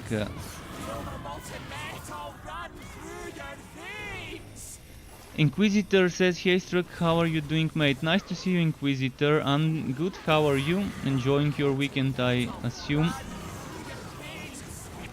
Alkev4 says, "Do you think it's better to do the highest chaos you can under 5 mins, or try to use as many debuffs as possible, even if that means to lower your chaos difficulty?" I think it's better to do something that you can speedrun. And speedrun, I guess speedrun varies from person to person, but I think chaos 6, 7, 8, 9 is okay to farm. Don't go for chaos 10. And if you can do chaos 9, do chaos 7 or 8. I'm gonna tell you that chaos 6 might be a little bit too easy, and the wood quality on chaos 6 may not be that great, but if you're doing improved relic hunts, I mean, anything above 7000 wood quality is fine for green items. Anything above 7000 wood quality is actually overkill. So as long as you have 7000 wood quality, and as long as you're getting 3 chests at the end, you're fine. So speedrun, max out that wood quality, get those 3 chests, and exit. If Chaos 6 gives you good wood quality like 7-8,000, then do it. It's fine to speedrun this shit. Because even on Chaos 10 sometimes you would see 0 greens in all 3 chests. So yeah. Just do whatever you think you can handle quickly. It's always been, in games like this, it has always been a balance between time spent versus wood obtained. You kind of have to find a balance for your character and build's capabilities. How much time do you need to spend to get how much wood? And Zelevas11 says, "Would you recommend Chaosbane? I'm trying to decide if I want to buy Chaosbane or Torchlight 3. Well, Chaosbane is a game that launched 1 year ago, and it has improved substantially within that 1 year. Torchlight hasn't launched yet, so Torchlight right now, if you get Torchlight 3, you're not gonna get Endgame until like another 1 or 2 months. So this game has multiple Endgame options. It has some nice build variety, it has 5 heroes you can do. So if you do get the game, just keep in mind the Magnus edition is probably the edition you want. Because the Magnus edition contains a season pass, and the season pass includes any future and past DLC. So first you're getting every single DLC that exists up till now, and second you're getting any future DLC that they're gonna release. Alternatively, you can get a basic version with the season pass, but that's more expensive than just getting the Magnus edition, because the season pass is only 35% off, whereas the Magnus edition is 60% off altogether, and I think it's worth it. I personally think right now I'm not ashamed to recommend this game to people, but keep in mind this is not gonna be the next Path of Exile, it's not gonna be the next Diablo 3. It's not gonna be even as good as Vast Epoch when it comes to once Vast Epoch is finished. You don't have that much customization in regards to items, so it's pretty limited, but it can still offer you some good amount of wood hunting and experimenting with different builds. And again, 5 classes, each class has 4 sets. Each set has some sort of a thing that they're nudging you towards, like a heroic skill that they're telling you to play. So overall, I do think it can be a good game that you can have fun playing. Especially when you get it discounted. When it's discounted, it's worth it. When it's on full price, my advice is always wait until a sale. This game constantly gets, every season there's a sale on Steam, and this game keeps getting those 60% off deals. So when there's a deal like this one now, with 60% off, I think it's worth it.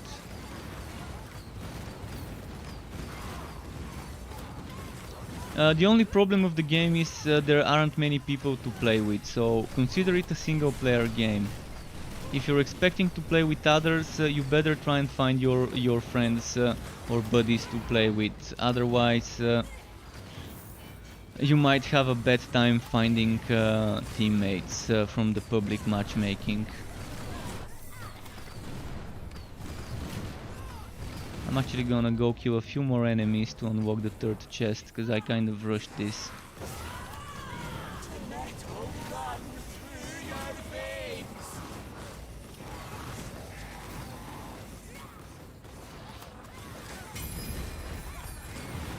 Yeah, if you're a big fan of Warhammer, you're gonna enjoy this, because they're not giving up on the game. They're promising later this year to have some sort of a surprise for us.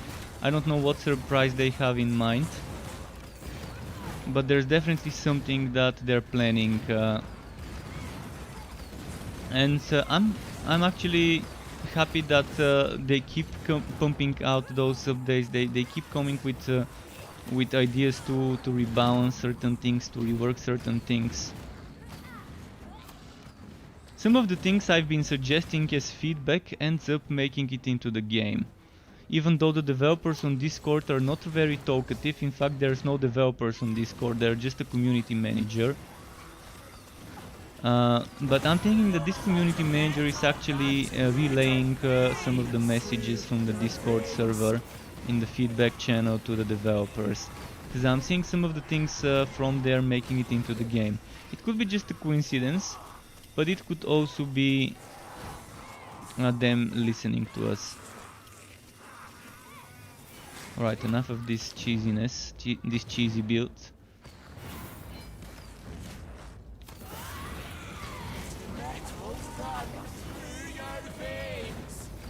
And my pet is bugging me again. Impatient cat. Sky, what is it? Are you hungry?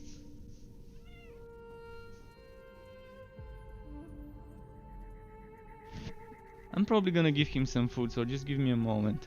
I did give him food before I started streaming, and it hasn't been 2 hours even since then.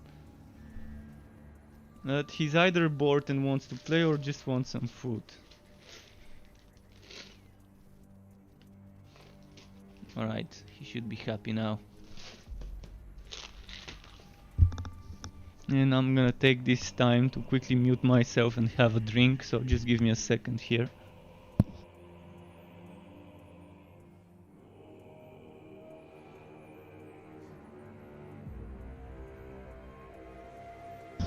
You're saying you dislike in this game how the builds are clunky and slow. Well, I can disagree about some builds. Like, did you play Dwarf Slayer? Did you play a Dwarf Slayer glitch bomb?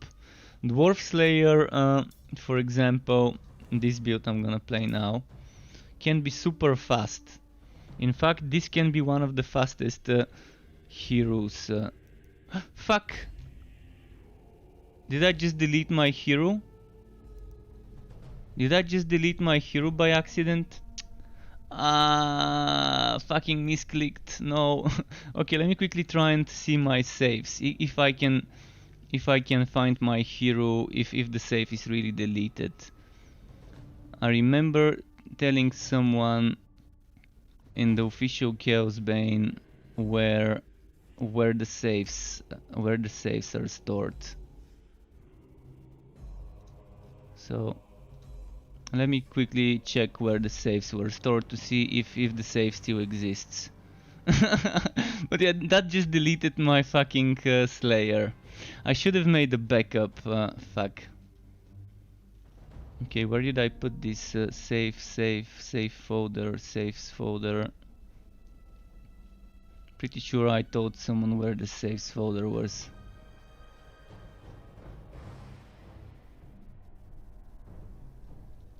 Okay, I'm going too far back. Shouldn't be that far back.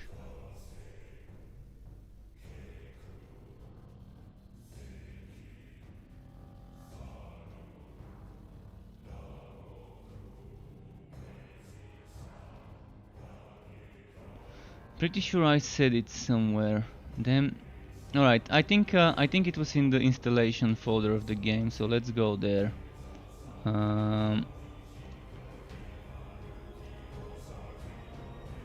think I put it in this hard drive, games, Steam apps, common. Nope. Okay, the other hard drive, Steam, install files, Steam apps, common. Alright, there it is. Warhammer Chaosbane, data, save. Let's back up that whole folder.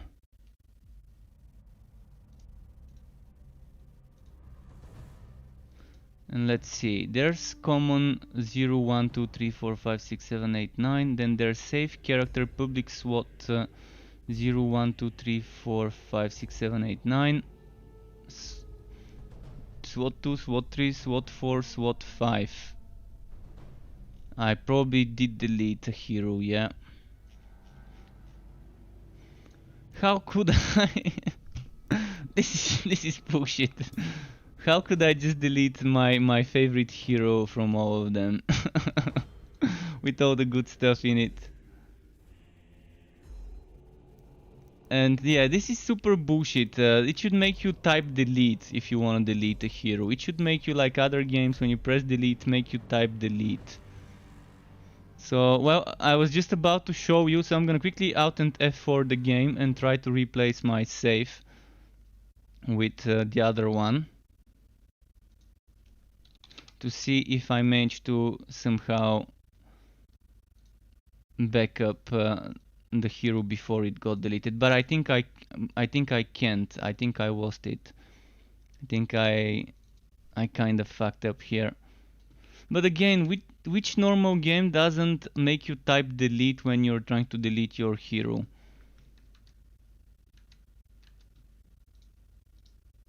And I thought I was clicking on yes to go into the map.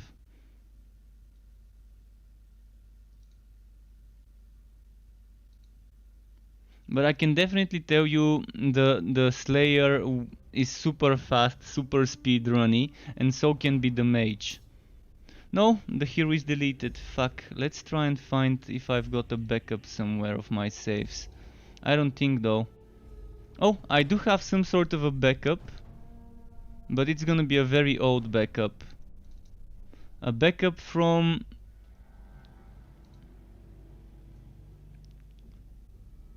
the 5th of May. The 5th of May.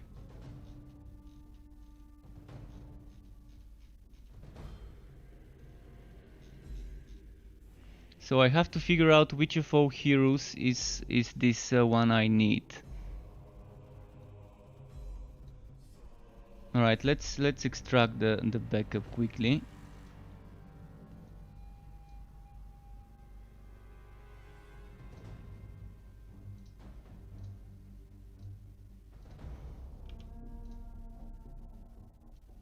Thankfully I have a backup from the 5th of May.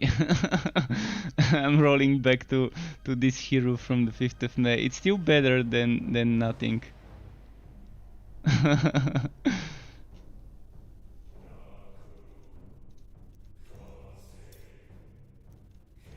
So let's restart now.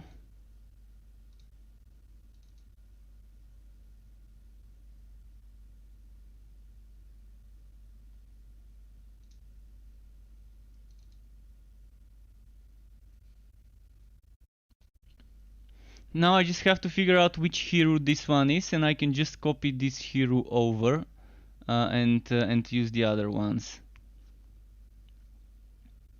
So I'm gonna start deleting heroes one by one and just keep the dwarf, and then get that dwarf into my other save folder.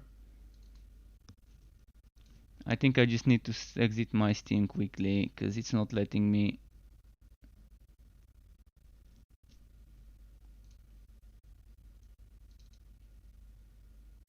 Start the game. Yeah, good thing for backups. I don't know why I made the backup. I think I made the backup in case someone wanted my characters back then in May, so I can give them my hero data if they want it.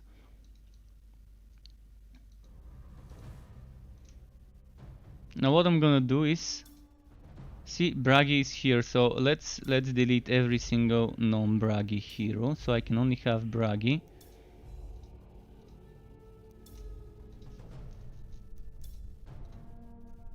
Now let's exit, and in my save folder I've got character SWAT 0. Okay.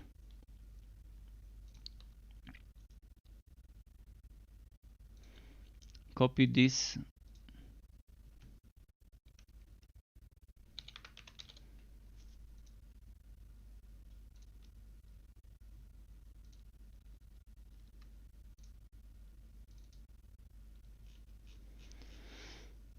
So I've got SWAT 1, 2, 3, 4, 5. And SWAT 0 is missing, and Bragi was SWAT 0.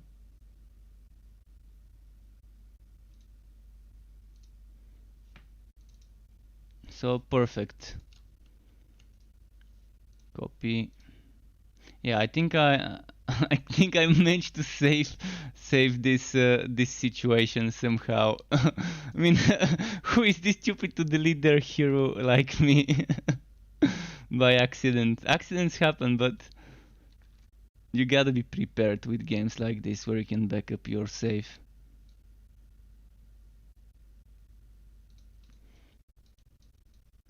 So let's see how bad he is. He's probably missing that nice fiery ring of Tori. That's gonna be the biggest loss if I don't have the fiery ring of Tori. And he's missing some nice items as well. I'm pretty sure he's missing some nice items. Poor Bragi. The delete only gives me a warning yes no. That's the only thing that the delete gives, a yes no warning. So now I don't have my good I do have the good fiery ring of Tori, but I don't have my good Victor's tribute. And I don't have my other build setups, but that's fine, that's fine. It's not too bad. Let's try and find Victor's tribute. The problem is it's not gonna be in my storage because it was in Bragi, so I'm kind of fucked for now. I'm gonna use a forge heart, I guess. What's this one? I'm gonna get all the forge hearts here and see which one to use until I find the Victor's tribute. So I'm gonna have to play a little bit with this guy until I find a nice Victor's tribute.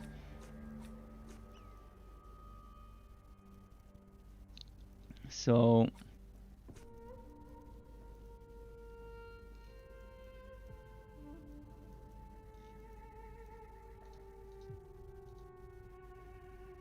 oh, and my Wast Song set is not. I had such a good Wast Song set up. Well, eventually things can be farmed. The important thing is this guy is here, although he needs some tweaking.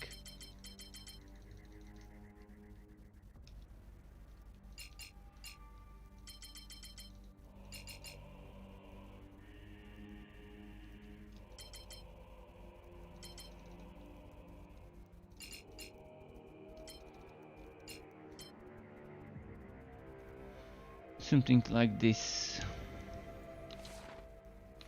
So, am I really without a Victor's tribute here? Not a single one.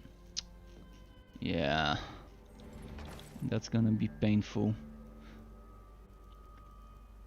Well, we're gonna farm it. I'm gonna go to Chaos 8 and do some quick runs. Right now, the important thing is to find the best Forge Heart I can use. So we need cooldown reduction.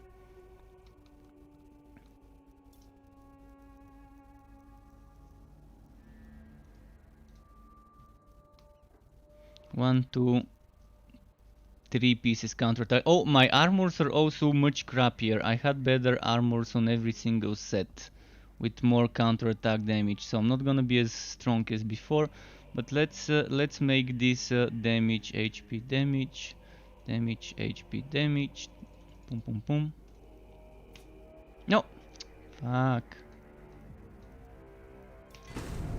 See, this make offering should be in the middle. Wasp blessing should be here. That's another thing I've always not liked. How they make an offering used to be here, and then they suddenly replace make offering with Wasp blessing, and they move make offering here. And my muscle memory is used to clicking here in the middle. Still.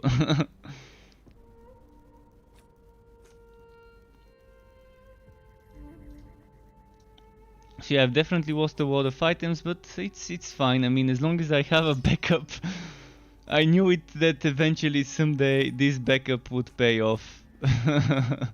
Because I heard about some people losing some progress, and I was like, okay, let's make sure I don't. But I lost a lot of items, a lot of good stuff. So I'm gonna change to Chaos 8 quickly, so I can speedrun a little bit easier. And I'm probably gonna change builds to this one, because it's more spammy. I'm not for the damage now, it's gonna be for the spamminess. Tourist chain reaction, this one's here, this one's here, this one's here. Checking the god skills. Oh yeah, that's the old god skills, we need reworks. That's before the patch, so this save is before the patch, before the rework.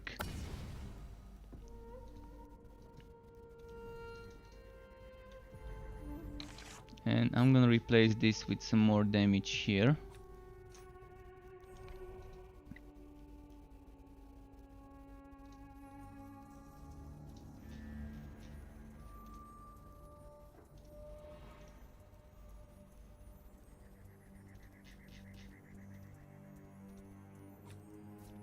Alright, let's spam some runs. So this one is definitely a quick quas. Definitely a quick quas. Because look at the mobility of this guy. You can just speedrun everything if you want to.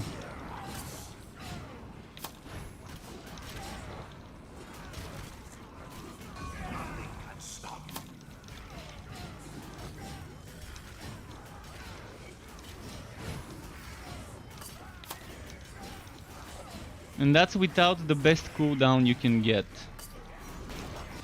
You can get much better cooldown reduction, and you can see I'm not properly playing it. I should be attacking the enemy. Sometimes I end up jumping outside of an enemy.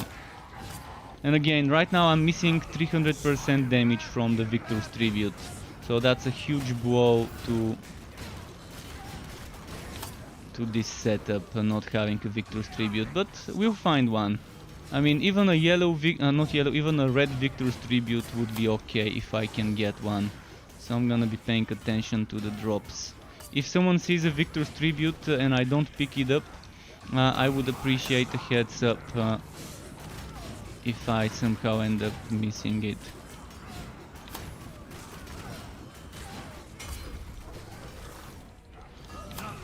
But see, this is someone that can just move so much. You can even do a single chest run. You don't. By now I could have already killed the boss and exited the map if I didn't feel like filling all 3 chests. And the thing is, I've never been a fan of the whole speedrun mentality, like where you're killing the whole screen in one skill. I don't like that. That belongs in Path of Exile. That does not belong in this game. To be able to one-shot the whole screen of enemies with just one skill and just do a map in like a minute or 2. Victor's Tribute, oh! And it has cooldown reduction, it has damage, it doesn't have crit chance though. Okay, it doesn't have counterattack damage and crit chance, but it's better than that Forge Heart, so let's bless it. That was pretty quick. This game rewarded me for my stupidity.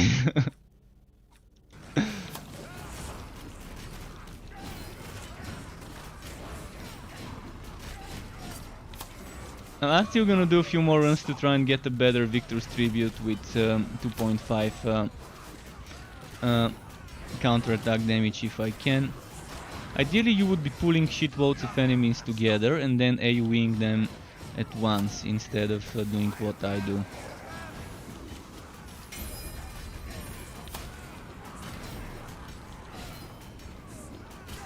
How's my cooldown? It should be around 60. See, now I'm at 45 cooldown reduction, meaning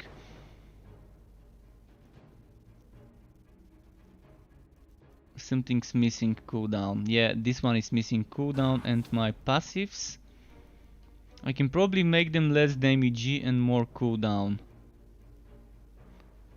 I can get 3% here, 3% here. I can get 5% here. I'm gonna change them to get more spammy.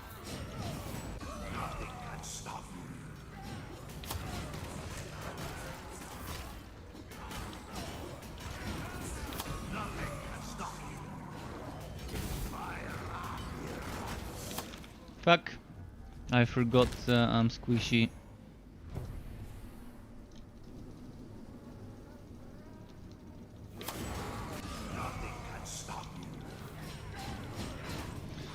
Now I lost my energy and I lost my damage stacks. I lost my Victor's Tribute stacks. But Victor's Tribute, if I didn't get this Victor Tribute this late in the game, in the map, I would have had 300% damage. Now I kind of have to go and kill some elites to get stacks. Because the Victor's Tribute gets strong when you kill 10 elite enemies. And now I do need those 10 elite enemies killed. If not 10, at least a few. A few need to be killed.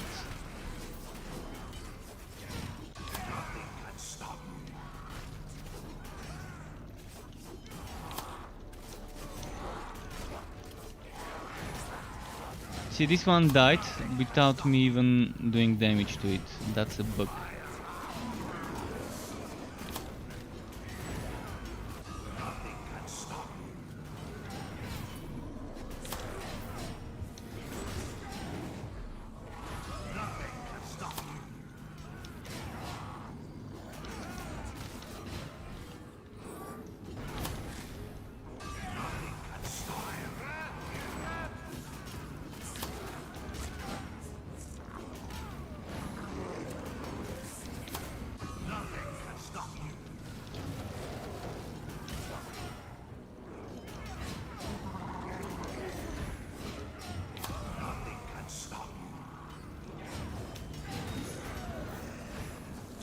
Alright, let's go check the wood.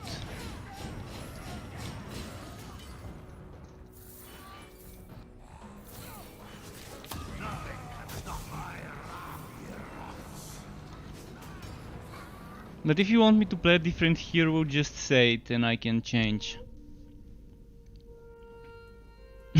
But I guess it's never too late to delete your hero by accident. And I did have a time when I lost all my heroes, not just one, all of them, because I was reinstalling the game from one hard drive to another, and I deleted my whole installation folder with shift delete. I didn't know my saves were there back then. I thought my saves were in my games, my save games, etc. Where the majority of Steam games keep it, but no, this game keeps the saves in the installation folder. So if you're reinstalling, migrating from one hard drive to another or something, just make sure you back up the saves, even if you're doing the auto migrate from Steam. So I'm gonna quickly change up the build for more cooldown. I'm gonna lose some damage. And I'm gonna grab this cooldown, I'm gonna grab this cooldown, and I'm gonna grab this cooldown. Little bit more spammy, and that's what I'm going after now.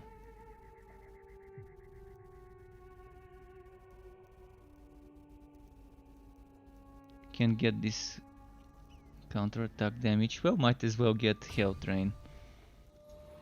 So my cooldown now is 56, so that should be better.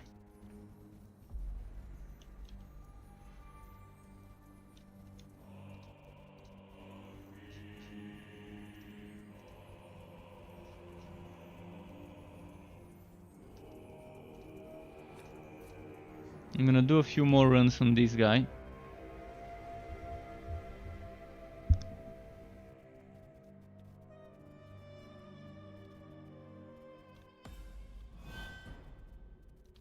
But yeah, that's the only really fast option for speedrunning is the charge and leave, the charge and leave.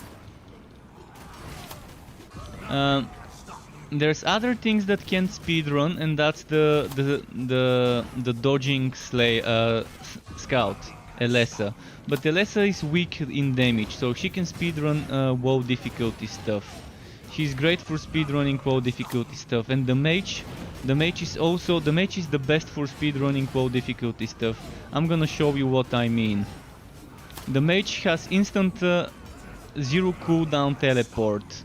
So he can spam teleports, which cost energy, but you have a lot of energy and you can regenerate energy.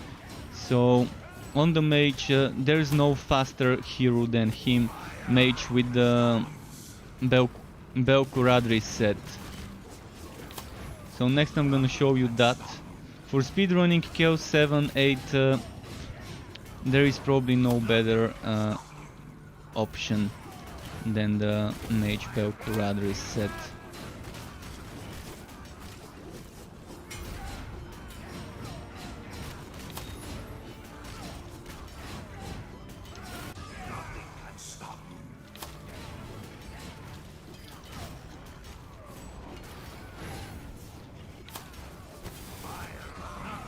Avuntir is the best, I can tell you. The Avuntir is the best, but a poison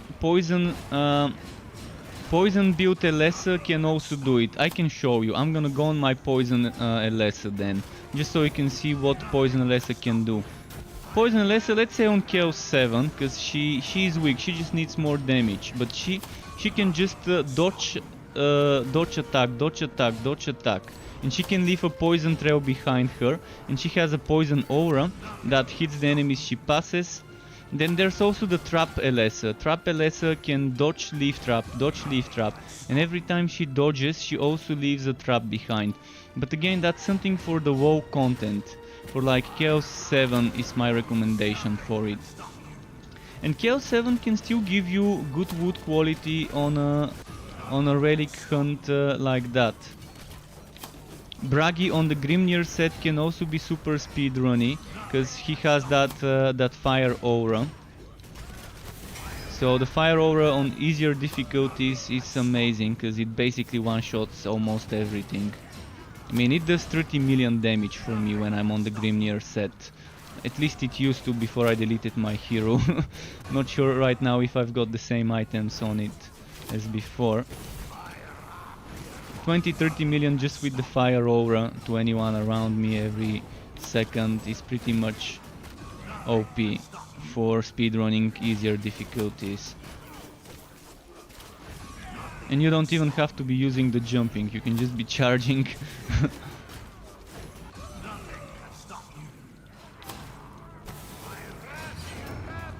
Fuck, why do I keep getting the trolls?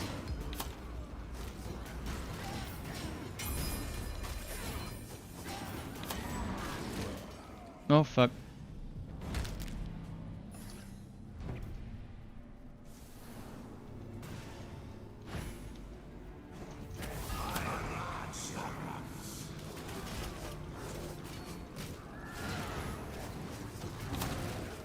Fuck. I need to kill the healer. If I don't kill the healer, this boss is gonna be taking forever.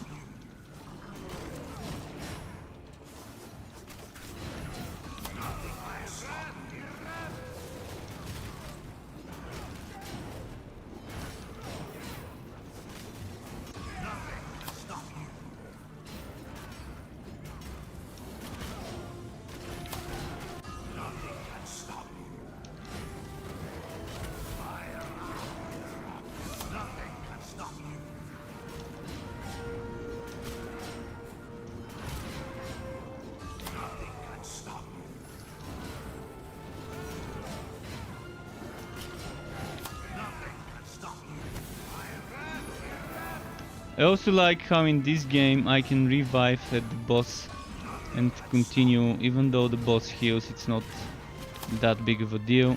You can just retry.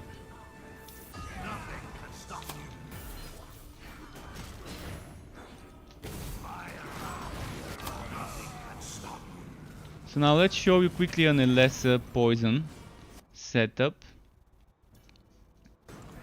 and how it can speedrun to a certain extent a Chaos 7, for example. Think the fidget spinner Alessa, as I like to call her.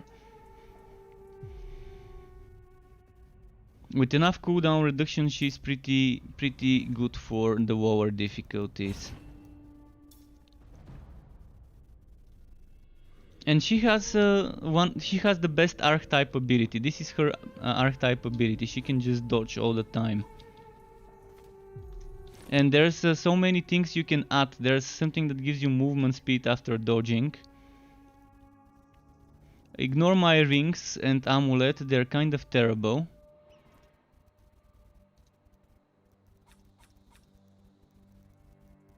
Just because I don't have a better ones.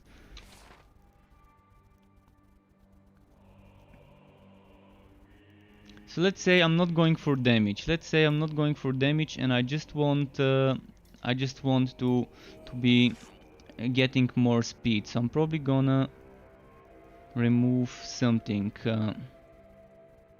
Let's remove this and let's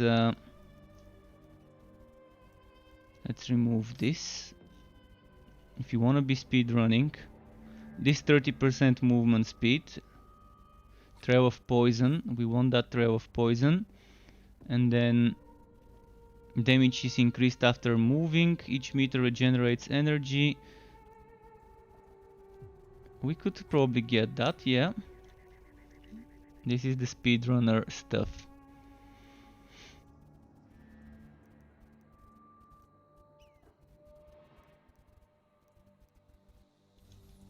Alright.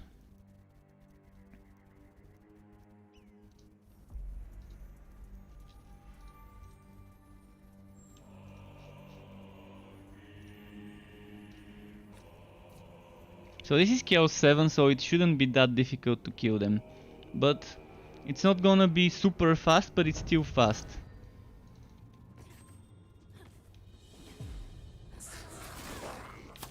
There's one bug though, you just saw me using my skill and my skill kind of disappeared.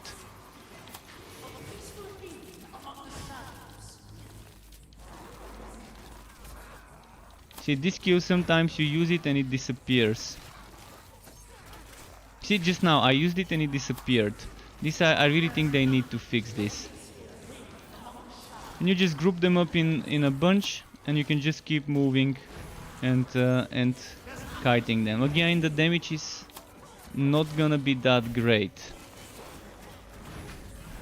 But that's because just she's weak. That's why the damage is not that great. So you're probably better off, instead of using executors for speed running, maybe using something else, but there's nothing else. I mean, you can probably use the rotating physical daggers and speedrun on a different set. I'm gonna try it next to see which set is the better for the speedrunning stuff.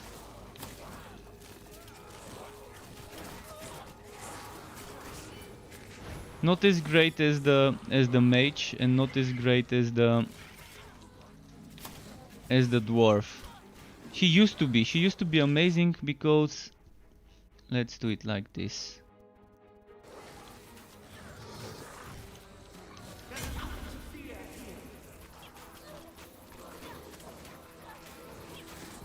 I'm just testing stuff now to see which works better.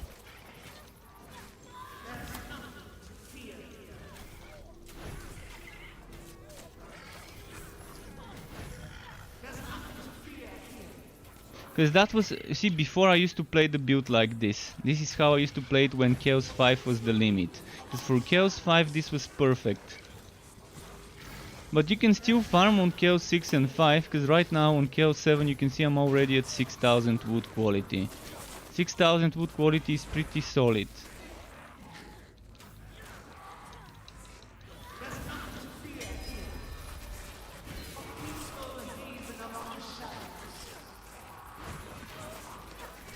She needs serious buffs. She needs serious buffs. She's the one that needs a complete character revamp. Not just skill by skill basis, she needs a complete character revamp. They did well with the god skills, but she really needs a nice revamp.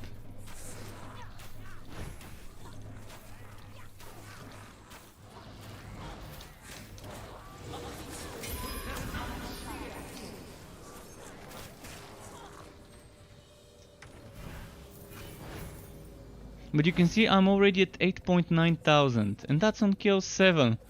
So that's so easy, and we get so much wood quality even at Chaos 7. I've actually not done Chaos 7 since this update got added. It's the first time I'm seeing how much wood quality we can get.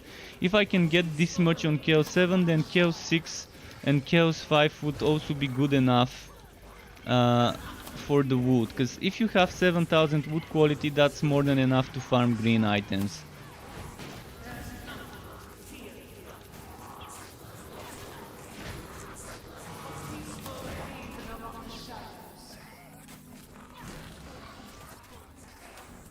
But this bug is annoying. See, I'm using my spinning blade and I dodge into the spinning blade and the spinning blade disappears.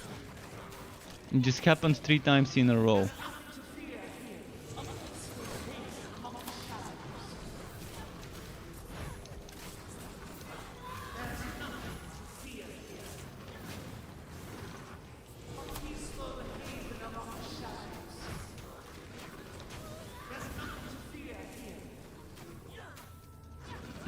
She can actually face tank on this difficulty.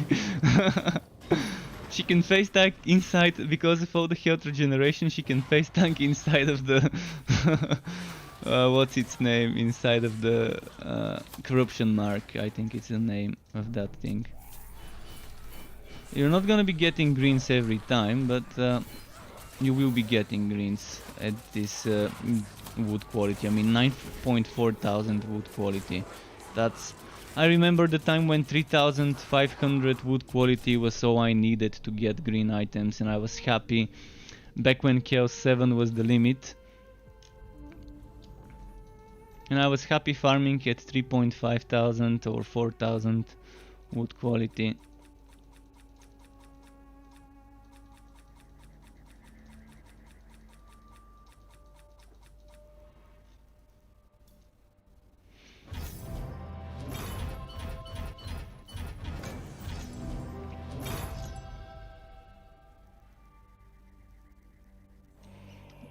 Another thing that could be okay for a speedy build. Let's just return this the way it was. I think I was using Guardian Spirit, and I was using... I can't remember what I was using. I have to check it later. Oh yeah, I was using this. Another thing that might be good for speedy stuff, the Eternity set, where you're leaving a trap behind when you dodge.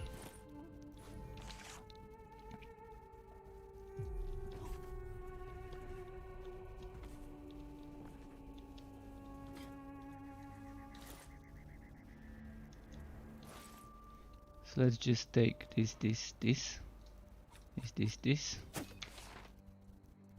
Let's remove padded armor and let's add the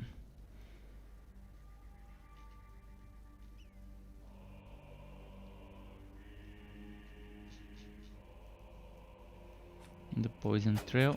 Fuck, I don't have points for it, really? Alright, we're not gonna have the poison trail, or maybe we will.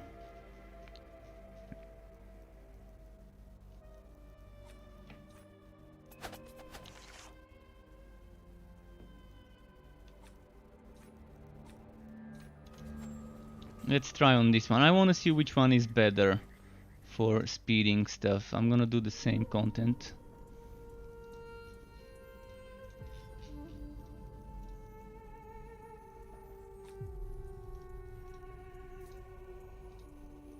Just to see if it's better to be playing with this dagger and the trapping set rather than the poison.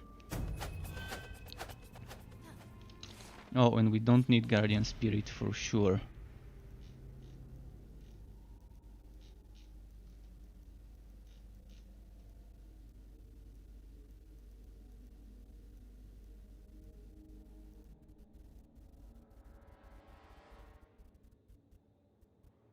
Let's try this.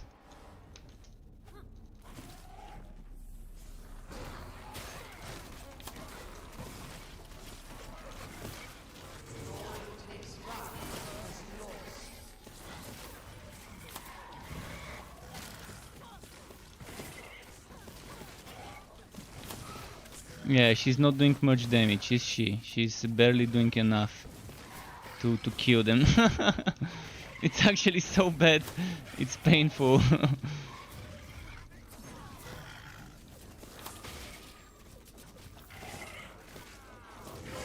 Definitely not as good as the poison one for the speedrunning. Let's even remove the Scout's chain reaction and maybe...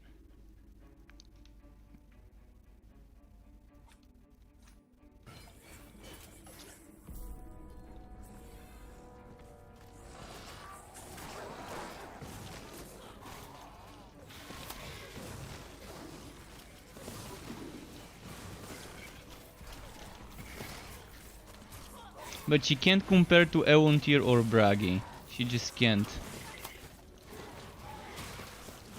Even Kiwa is better with the turret build, auto kill turret build, which I can try in a moment to see how quickly Kiwa can speedrun some of the easier content with auto kill turret build.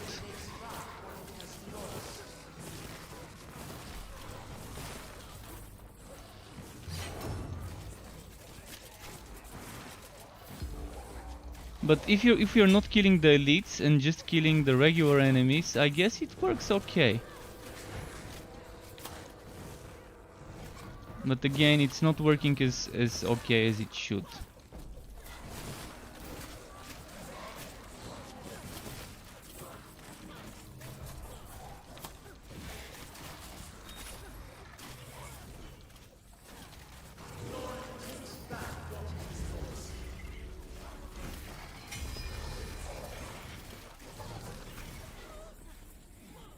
Okay, let's kill some more trash enemies.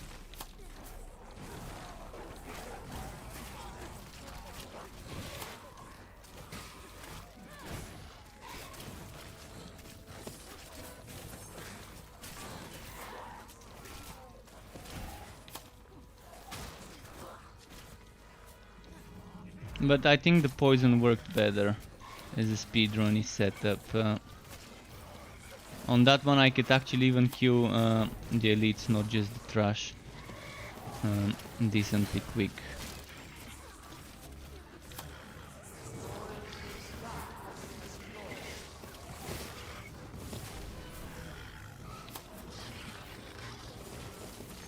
Right, let's kill the boss now.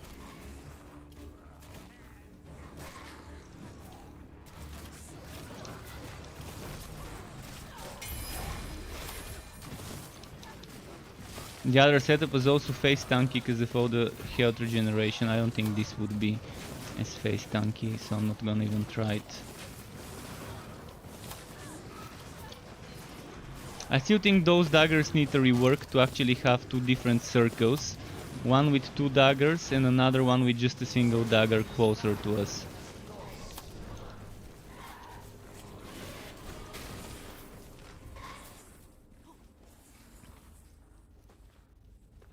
It wasn't that slow of a map. It wasn't that slow of a map, and we did get one green and a bunch of other stuff. And that's with not killing many elites. Elites are mostly where you would get a lot of greens.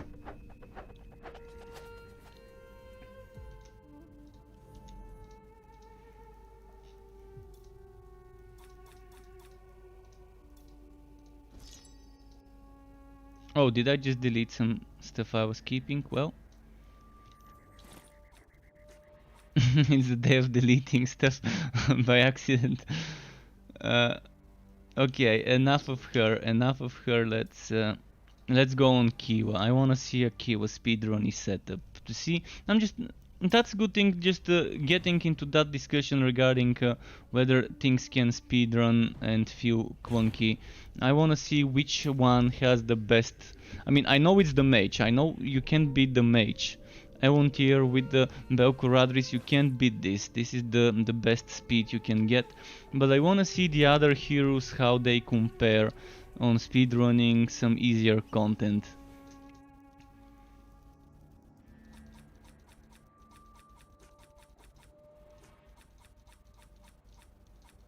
I'm thinking if you're doing this one for speedrunning, you're gonna be using the...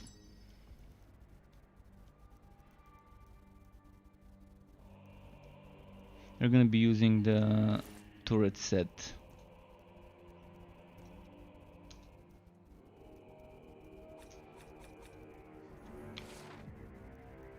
So let's remove padded armor and add something else into the mix. What else would I need into the mix if I wanna be quicker?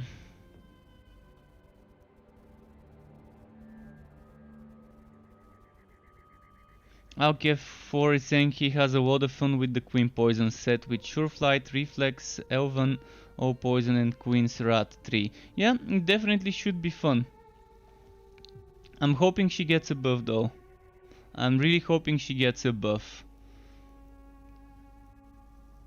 It's the best thing that could happen to her. Let's see, what else could I pick here?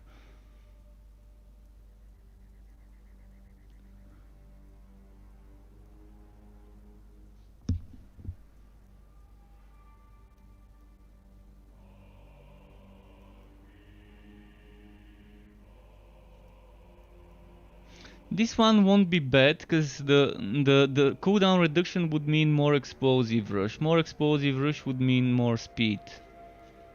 But alternatively I can just get movement speed from a passive. Where was it? Which one was it? Passive for movement speed. This one. This one is something else. Or even better.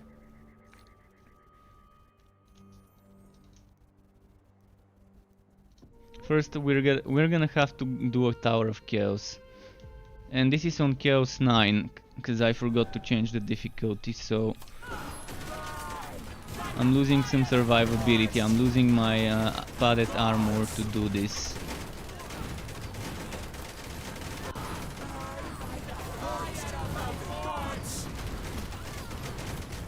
What's my god skill 3 like? Okay, it's the standard one.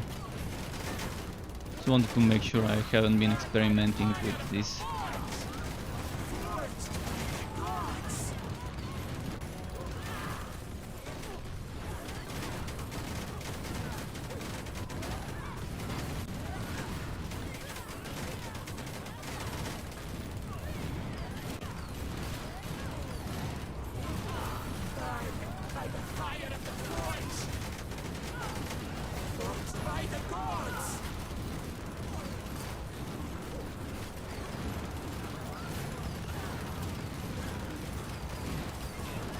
Did I kill all the things? Oh yeah, I did. Alright, so I can focus on that bulky guy now.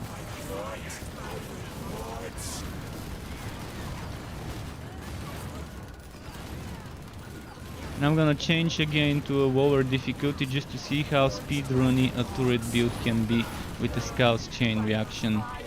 Because Scout's Chain Reaction is a lot of movement speed, and since she's spamming cooldown skills, I think the Scout's Chain Reaction really goes well with it.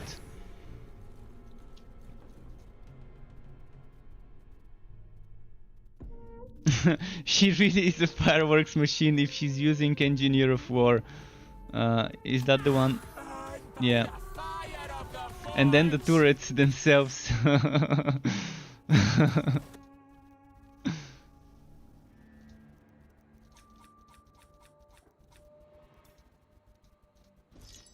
So let's go to Chaos 7, just because I was testing Chaos 7 with the others. I want to make sure I'm testing the same stuff. And let's do... I'm gonna do the same map with the same modifiers to make sure we've got the same environment. I think that was the modifiers I had, if I'm not mistaken. So now it's gonna be all about moving and spamming turrets and moving and spamming turrets. And rinse repeat.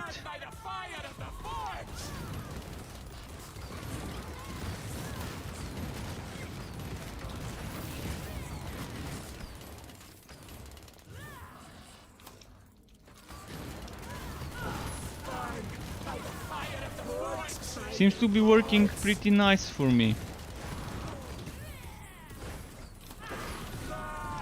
By the fire of the forge!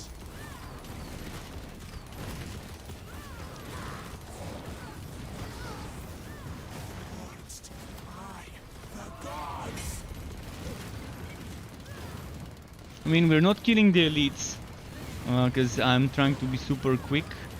If I do spend some more time to kill the elites, it's not gonna be bad either. But let's do a run without killing elites and then a run with killing elites on the way. By the gods!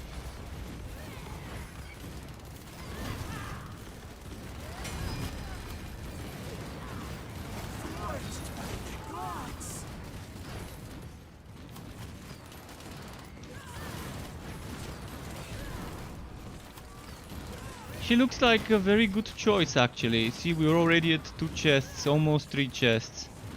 And I don't know if it's been 2-3 minutes, it's probably been like 2-3 minutes already. And she's almost ready to go for the boss.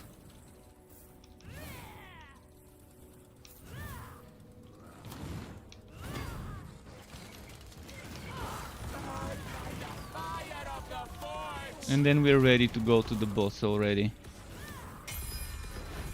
So that's your speedrunny Chaos 7. Oh, I got a green. I'm gonna go and return to get it after the boss fight.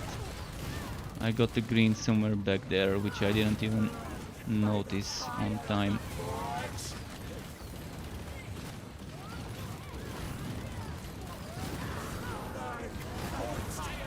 Let's go grab that green item I missed.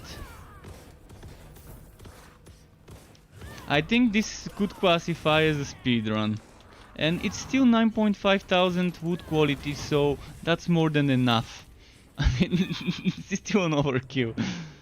It's still an overkill having this much wood quality.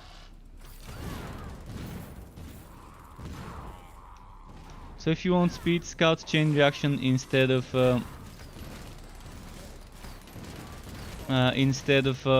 padded armor. No other changes, didn't make any. And see, I got 4 green items for this run. 4 green items for this run. So if you want Kiwa speed run build. The stream is stuttering. I can't I don't know what's happening though. I'm gonna quickly check what could be happening. I don't think I'm dropping frames. 1.4% frames has been dropped since I started streaming. But right now I think my bitrate is kind of getting hurt. It could be restream though, it could be restream. Sometimes the restream server I'm streaming to does not accept all the bitrate I could give it.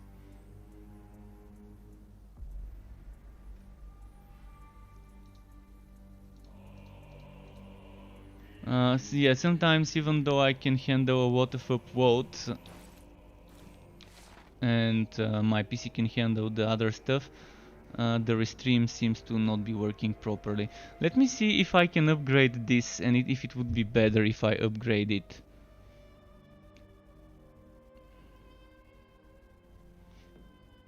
Scattering multiple bombs, create a violent explosion in the end of origin, or do I want to do the taunt? I think it worked pretty okay. I mean, I got 4 greens within a few minutes. So definitely something that ended up being a good experiment. If you want a speedrunny setup for like Chaos 7, take my turret build and just remove padded armor and replace it with Scout's chain reaction, and just keep spamming turrets and moving. And pay attention to the minimap because you might miss a green item. I almost missed one, as you saw. And actually got a very good siege breaker, cooldown and crit chance. Turns out I already had a good siege breaker, so this one is probably for a giveaway. Let's see. Let's see which one is the better one.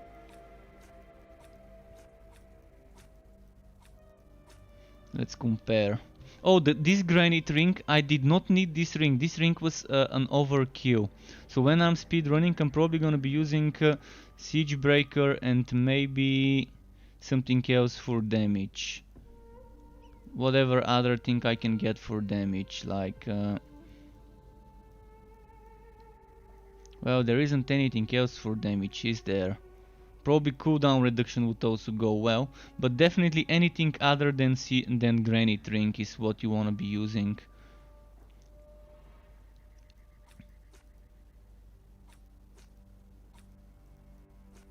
So let's put this Granite Ring here, and maybe Fiery Ring of Tori or Insulation Ring would be a good choice.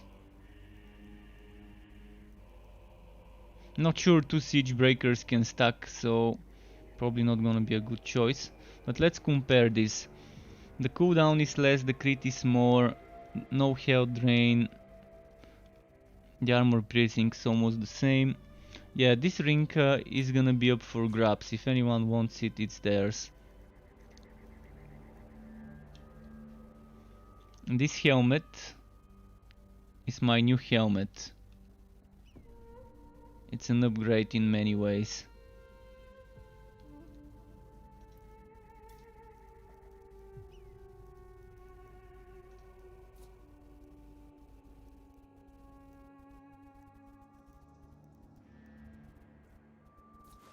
I wanna see my old one. My old one was 6000 HP, so it was the same blessing I was about to do. If you're speedrunning, you don't need that much HP, you can go for more damage. So this helmet is also up for grabs if anyone wants it. I mean, as I said, I've got 100 items in my storage that people on Steam can go.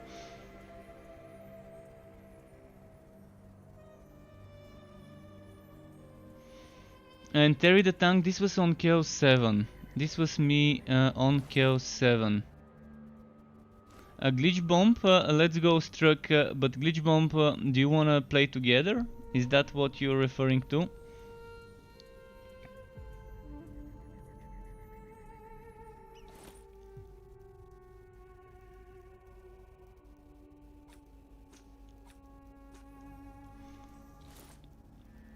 So what ring do I equip is the question now.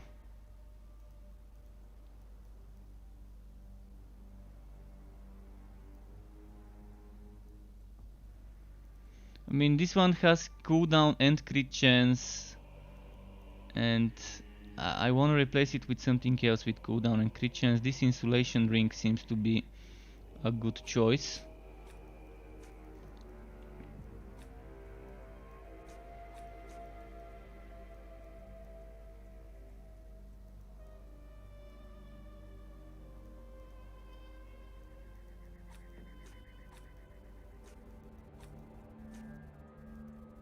Yeah, I'm gonna get that Insulation Ring.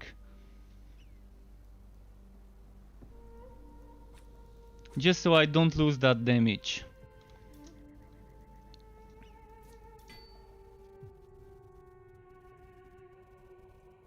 You're interested to see her gameplay? Okay.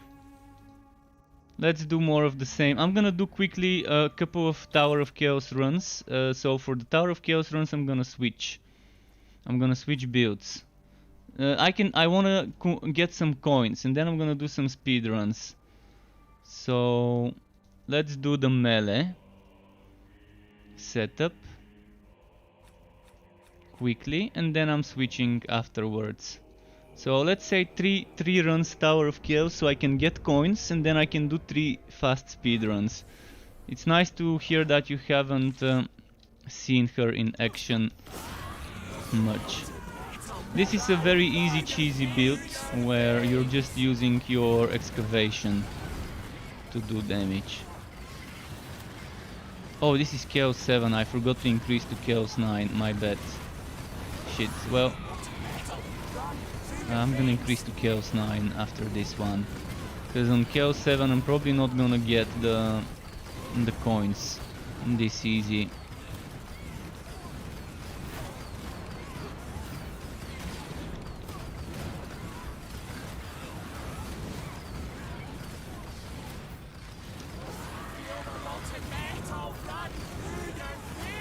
But Kiwa being the last hero that was made for the game, definitely feels like they spent some more time balancing her for the harder difficulties like Chaos 9 and 10. So she was made with Chaos 9 and 10 in mind, unlike the first heroes who needed some rebalancing every time they increased the difficulty. I actually got a coin on Chaos 7 from just a single 4.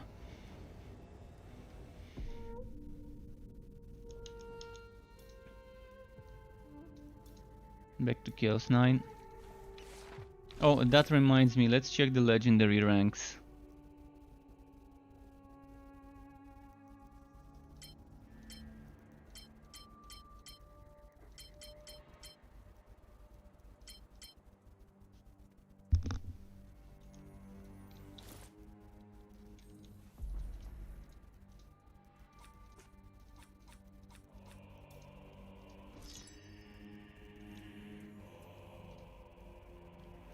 But yeah, you can see when playing Kiwa that she was designed with the hard difficulties in mind, because they knew, because they existed and they knew about them existing when making her. Can this survive now? That's the question. Can this survive?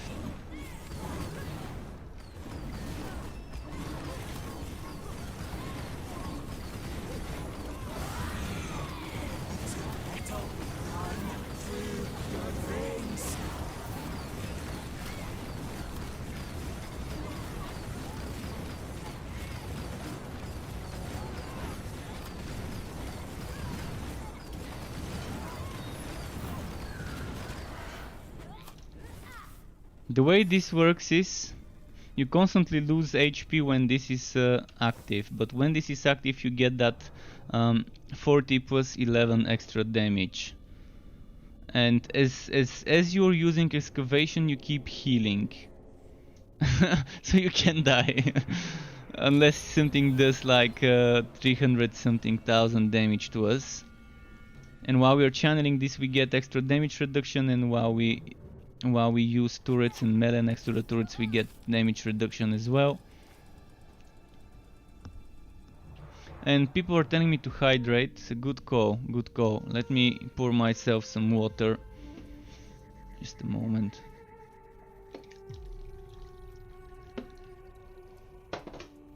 Let's hydrate. I'm gonna mute myself.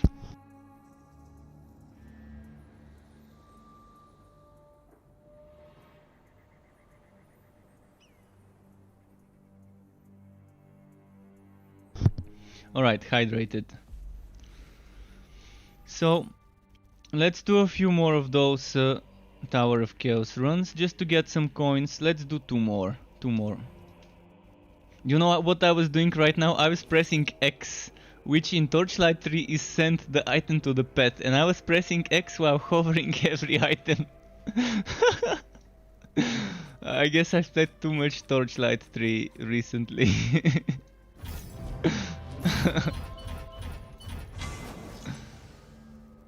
So let's do two more Tower of Chaos runs and then I can do some speed runs with the turret setup again. This build does not have a text version because it was something I was experimenting with the last time I played it, but this is the easy cheesy mode build because you're really kind of almost immortal when using it. And I'm gonna make it, I'm probably gonna make this as a text version and eventually as a video. It is on my to-do list, so it will be added. You just gotta keep hitting enemies. As soon as you stop hitting enemies with excavation, which is your energy generator, it starts getting... Oh, that reminds me, this build can get 100% more damage now that they've added the killer rings. You need a ring of, I think it was ring of dexterity. So I might as well try and get that one now. If we get the 10 rings of dexterity, that's gonna mean I can get this to do 100% more damage. So, because they added the rings for Kiwa. Drak, welcome back Drak, good day to you as well. Nice to see you again. So I just forgot that, I totally forgot that I needed to farm rings on Kiwa. the invasion rings. And the thing is, I got very unlucky with my rank 10 rings, so eventually I'm gonna have to farm rank 19 rings.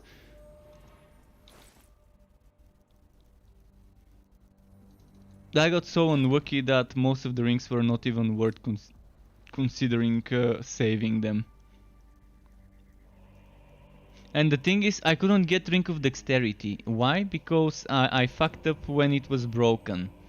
I fucked up by collecting the 10 rings before you could get rings, meaning I need to do invasions to get it, and it's gonna be boring. If I start doing invasions, that's 1, 2, 3, 4, 5, 6, 7, 8, 9, 10, 11, 12, 13, 14, 15, 16, 17, 18 maps if I rush and don't get the corruption resistance. So even if I decide to rush, it's gonna take forever, so I'm gonna have to do it some other time. But okay, let's switch back to the other build and do some speed running with the turrets. Another thing that you could speedrun on would be the mortar build on an easy difficulty. Should we try it? Let's try it. Let's try speedrunning on the mortar build. The problem is, which hammer do I want on the mortar build? We gotta figure out which one would be best.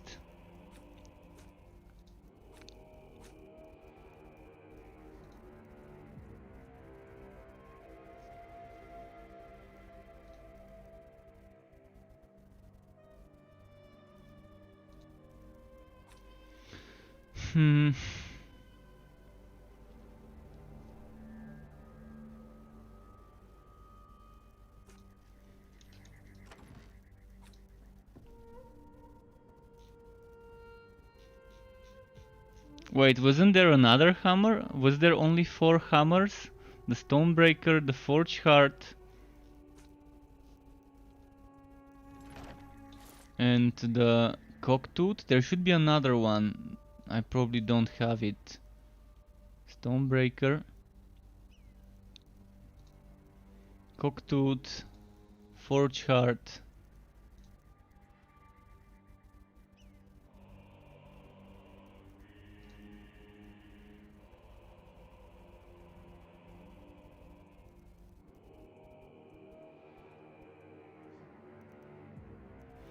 Interesting. Oh, this one, Forge Heart, there we go. I'm probably gonna test with the Forge Heart. So let's try and find a good one. I don't think there was one here, so I'm gonna experiment with the Forge Heart for this setup.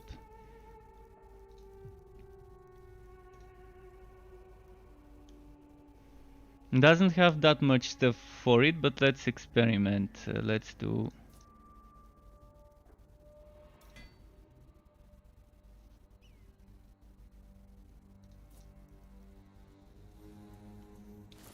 Oh, boots, powder carrier, sabatons. I probably already have something better somewhere.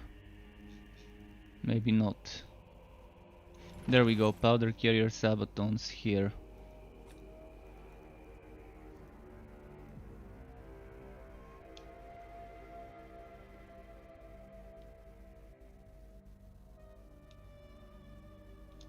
Well, it seems like an upgrade to me.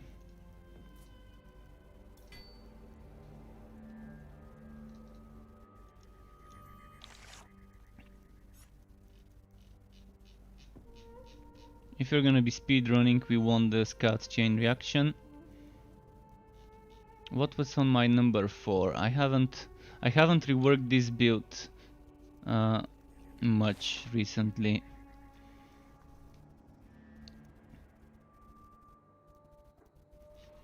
And we need a God skill.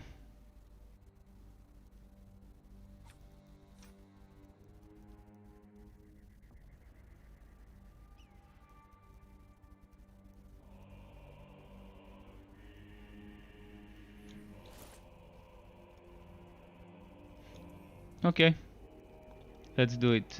Chaos 7 now for testing speedrunning to see if it's better than the turret setup. This is what we're trying to figure out, because this is still gonna have turrets. It's still gonna have turrets, so it's not like it's not gonna have them. Again, I'm gonna do corn just to see if it's good enough.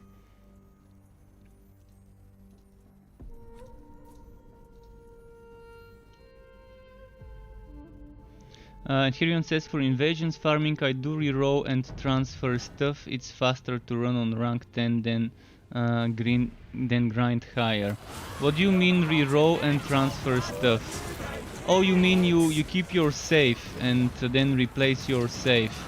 That's something interesting. I can consider collecting the stuff on rank 10, then re-rolling my save data and collecting it again and re-rolling my save. But that's kind of cheating, maybe. That kind of would be considered cheating. So I'm just gonna grind on the higher ones, I guess, or maybe wait for them to rework the invasions. So now I'm actually killing the elites as well. I'm not just stopping.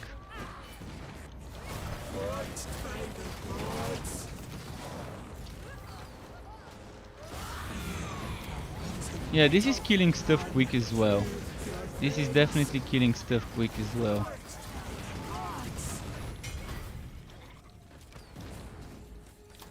It looks like there's a lot of speedrunning potential with this one. Wait, did I get stuck? No, I guess I didn't.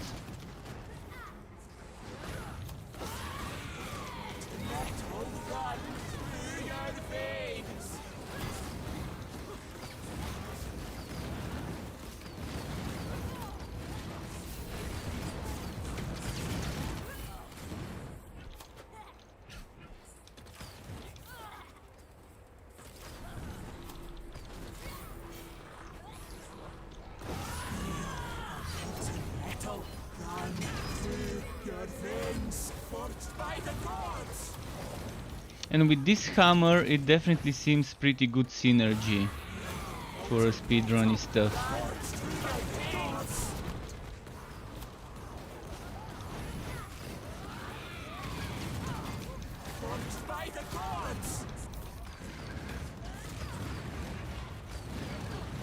And we bursted the boss very nicely at the start, but then it slowed down for a while.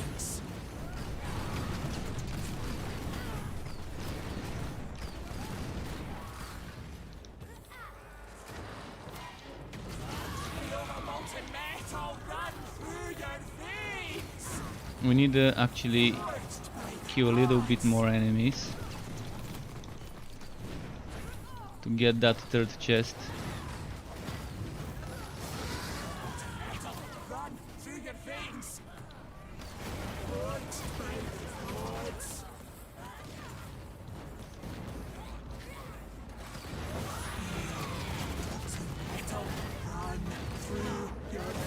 Yeah, this seems like a fun setup for speedrunning Chaos 7. Right, we're good to go back to the chest now.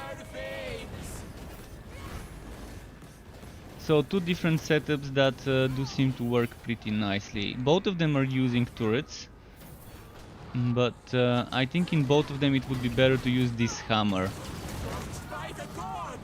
because we're not meleeing on our turrets much to be using the Cocktooth. The Cocktooth is good for pushing when you're doing Chaos 9. So the Forge Heart seems to be the speedrunny setup hammer where you're moving all the time.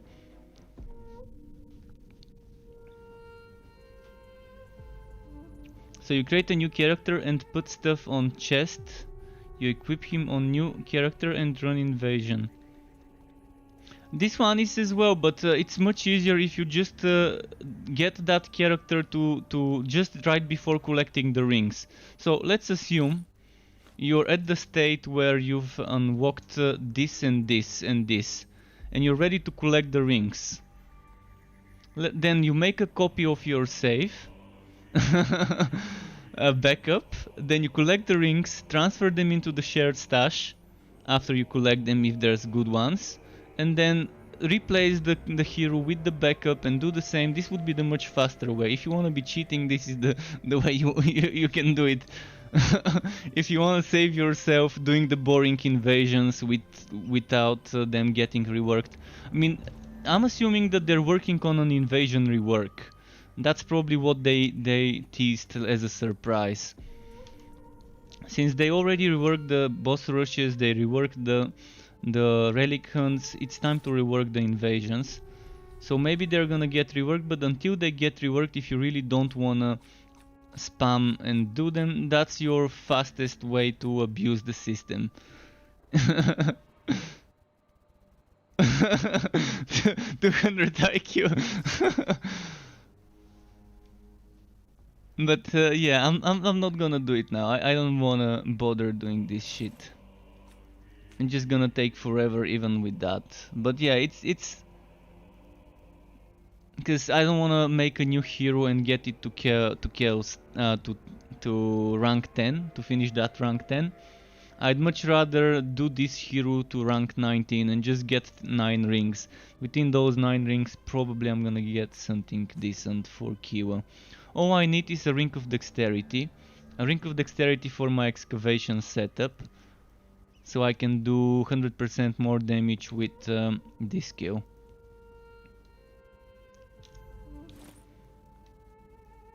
Now let me quickly check those Anvil Strike assets, because I gotta get rid of something.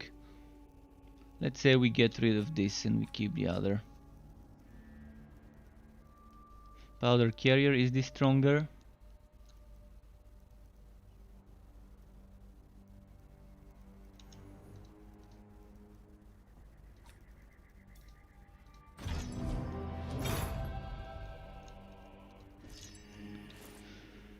So I'm not sure whether I liked this or the other one more, but I liked both things I tested.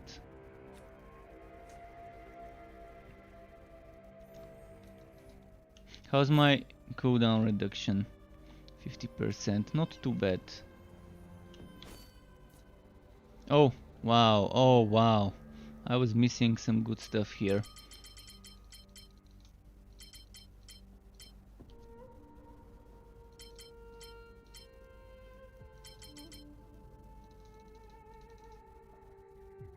I'm not sure whether this one is still broken, but it used to be broken. And last I checked it a few weeks ago, it was still broken. Let's do another relic hunt, this time on this.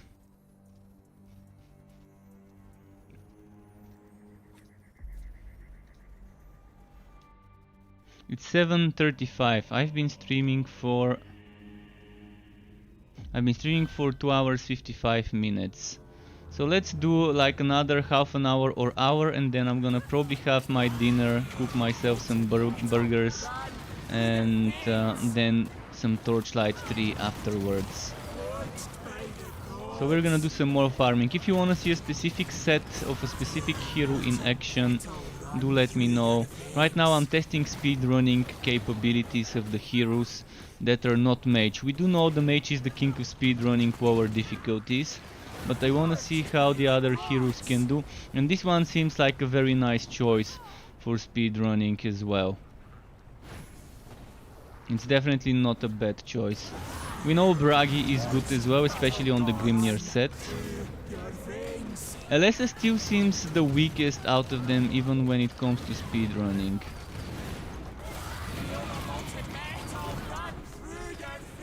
Even when it comes to speedrunning Chaos 7, for example, where the wood quality is still good enough to be getting up to 4 green in a map per run.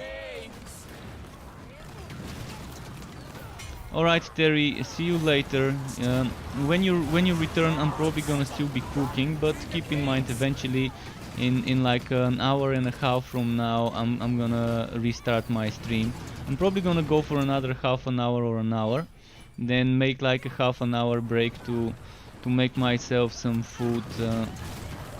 What do you call a sandwich that's like a burger, but but doesn't have the burger bun. So a burger on regular bread slices. Do you call it the burgwich or sandburger? Sandger? Let's call it just a burger sandwich, I guess. I've always been wondering what to call this.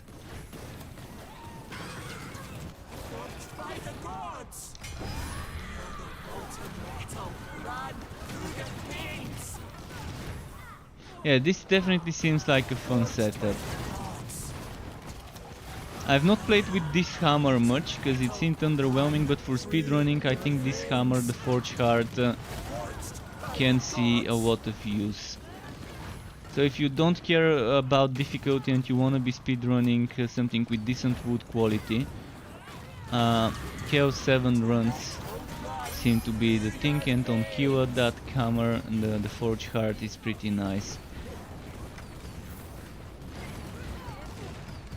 I mean, we all know Chaos 9 is doable, we've got the builds for it, but some people prefer speedrunning easier difficulties, so it's good to find out the good setups for this as well.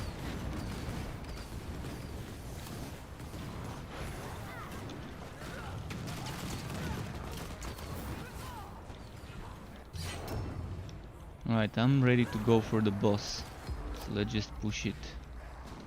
Oh, actually no, this is a big chest. I can't let the big chest remain unopened. The amount of green items I've gotten from those big chests in every map is just probably more than killing bosses.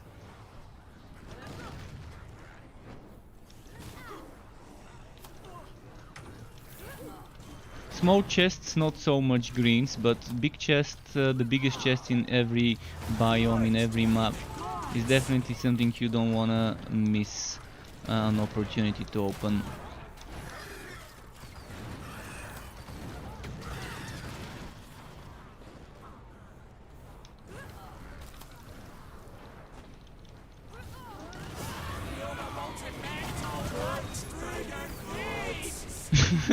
One burst.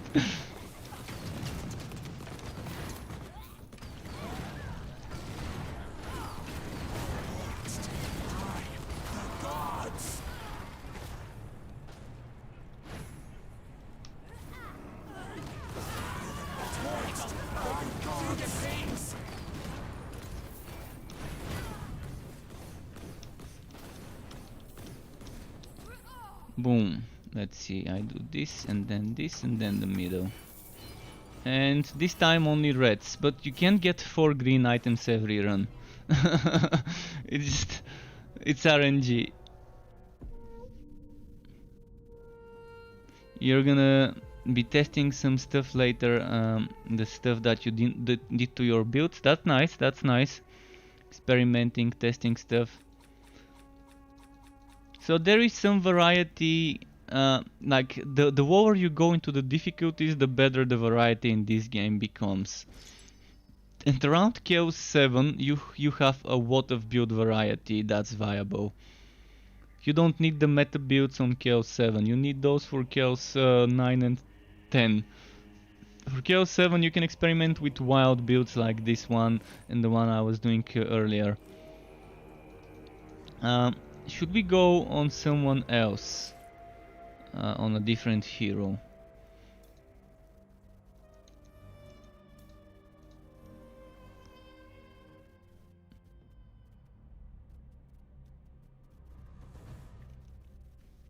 But Glitchbomb said that it's just a sandwich. Yeah, it's just a sandwich, but it has a burger in the middle, so it should still be a burger sandwich. Because the same way you have steak sandwiches with steaks, you have cheese sandwiches with cheese and stuff like that, I guess.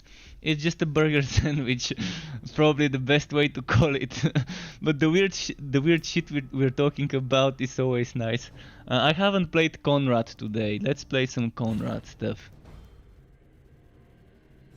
Conrad is the slowest, clunkiest of them all when it comes to speedrunning. Believe me, I don't think I can find a very good speedrunning setup on Conrad. Probably Pistolier would be the thing you wanna be speedrunning Chaos 7 on, so I'm gonna be playing with that one for the speedrun. He's still gonna be slow, cause without Taunt I'm gonna have to maybe use something else. Let's see, not changing anything, just playing with the setup I've got. Maybe removing Hero of the Desert and adding the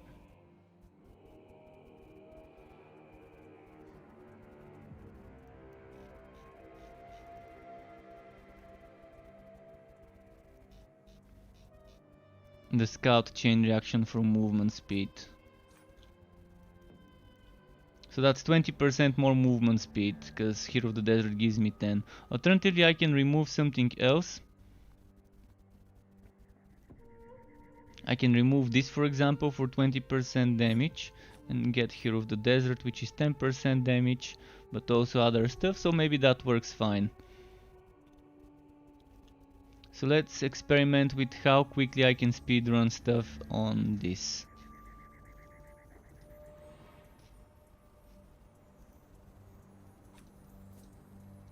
On this difficulty, because Pistolier is the most damage dealing build of Conrad when it comes to glass cannon stuff.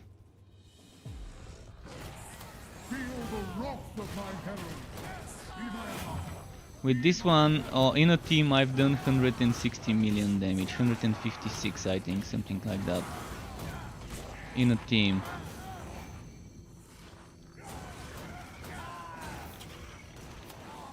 Nah, he's still squishy. Even for Chaos 7 he's so squishy. I can't understand why he's so squishy here. What's happening for me to die this quickly, even on this low difficulty? And he's supposed to have a lot of block chance. Let's look at my block chance. Only 28%? Why? I think I know why. Blessing of the Brave. Let's remove Blessing of the Brave and I'm losing a lot of crit chance and crit damage, but let's say I don't go for Blessing of the Brave and then I take something like let's say we take more movement speed maybe.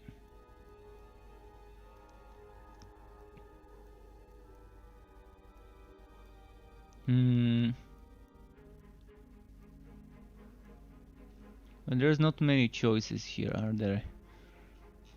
There aren't many choices. Yeah, I'm gonna go for the extra movement speed because I want something quick.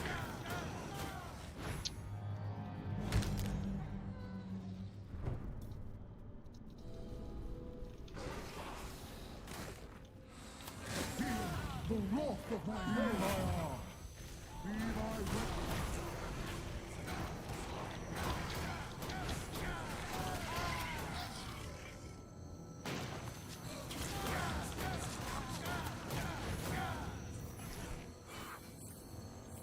And I'm constantly losing HP for some reason. See, the map doesn't have constantly bleeding. Oh, when they stop fighting they lose health, that's what's happening, okay.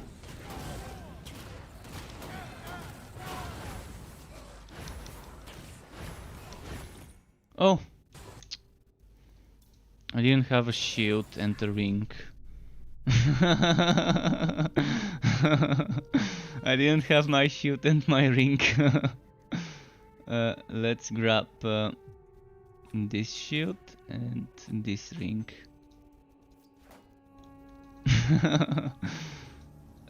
And now we have to get a token because I just wasted my last token. No wonder my block chance didn't work that much.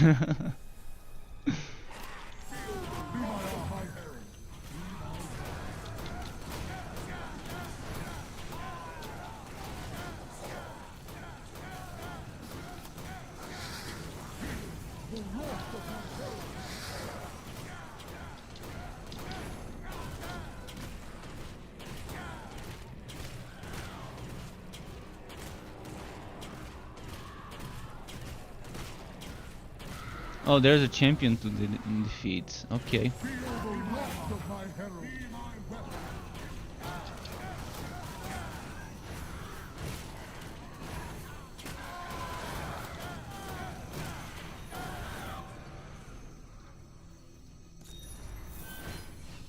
Nice, we got a token. Alright, we can do a run now properly. I was wondering what was happening with that pistolier, why was he so weak? And I assumed since I was already switched on this set, it was fully geared, because I normally don't leave...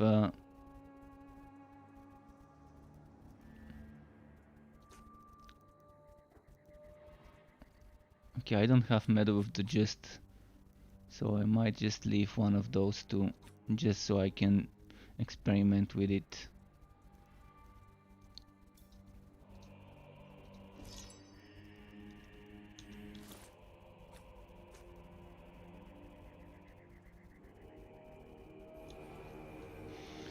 Okay, let's do it now.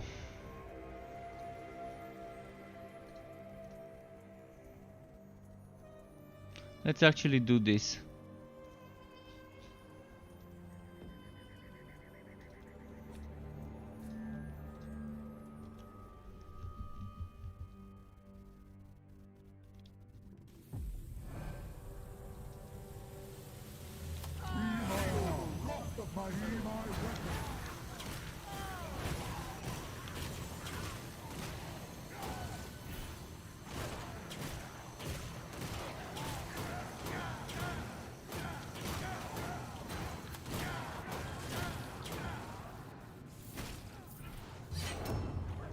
He's not gonna be that quick though, as you can see, he's not super fast. Even if I change from Taunt to be using that other skill, the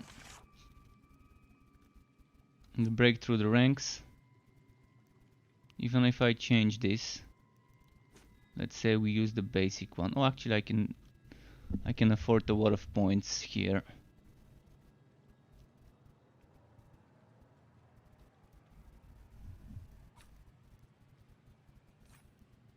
The thing is, if I use this, I'm not gonna get duelist chain reaction, so maybe use it here and maybe use Taunt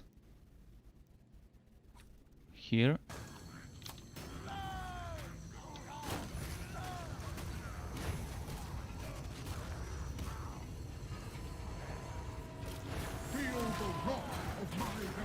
I think that's not the right set for speedrunning.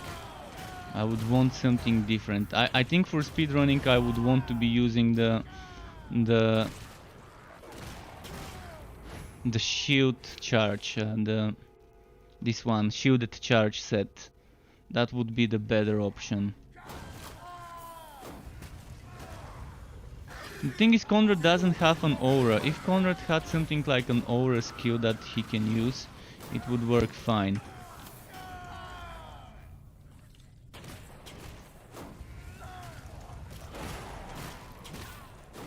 But this gives you a lot of DPS on the lower difficulties where you can survive a bit easier.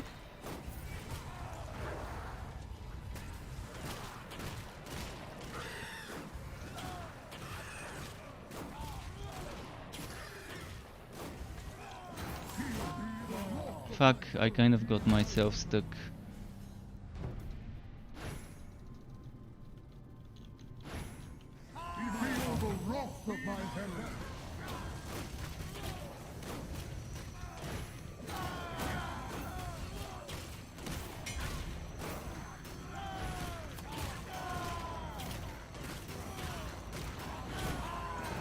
Should probably not have selected portals spawning for a speed run, because that kind of prevents me from moving often if I don't have shielded charge. But I can get shielded charge if I do something like this. Let's remove the banner and get shielded charge.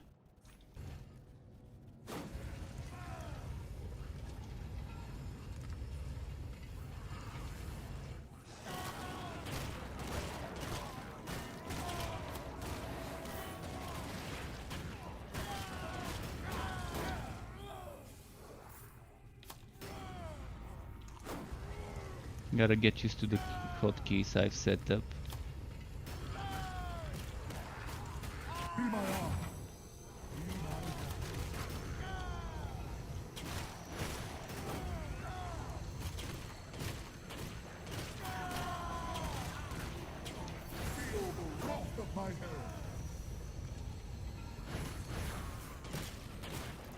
But yeah, Conrad is the one hero that just doesn't have a very good speedrunning build, as far as I can tell. Probably the shielded charge or probably the vacuum setup would be something that you can adapt to a Chaos 7 speedrunning setup. But compared to the other heroes, he's probably slower than even a lesser.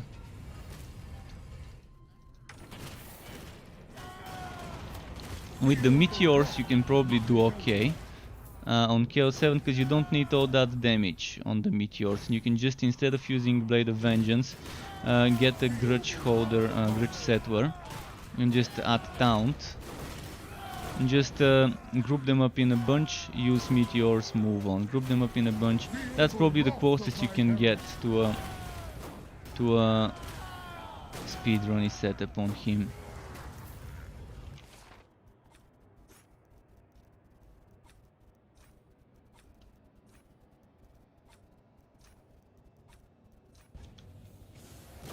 I'm just used to my movement speed being on number 3, so it's kind of weird when I have it on number 2.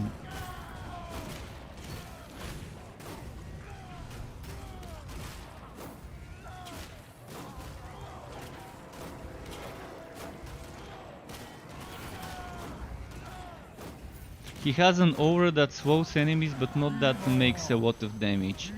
So the meteoric shield, do I have it?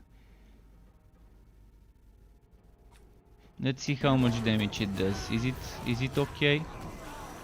The damage definitely feels terrible on this shield.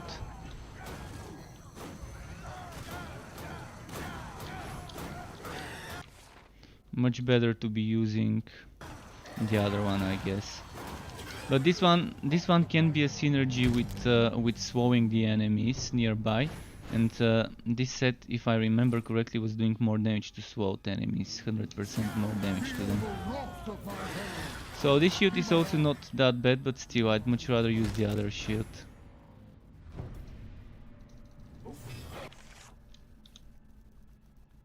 Which one was I using?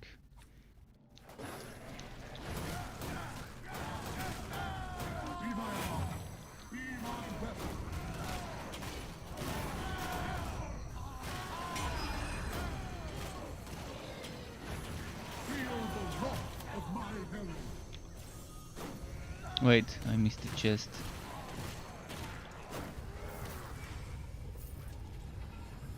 Yeah, Conrad just doesn't feel right for setup. When you wanna be speedrunning stuff, he feels the worst. He's always been the most boring hero of them all.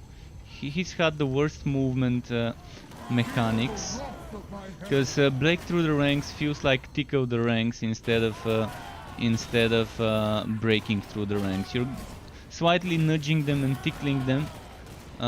It doesn't feel impactful. It doesn't live up to the name, this skill, the one that I'm moving with. It's supposed to be knocking them back so much more than what... Look, I'm barely even moving. When I get to an enemy, you can see what's happening. I can barely move through them. And now I'm stuck. I can't move until I do some damage. So it's definitely not gonna do any breaking through any ranks the way it is right now. This should be so much more knockbacky and impactful.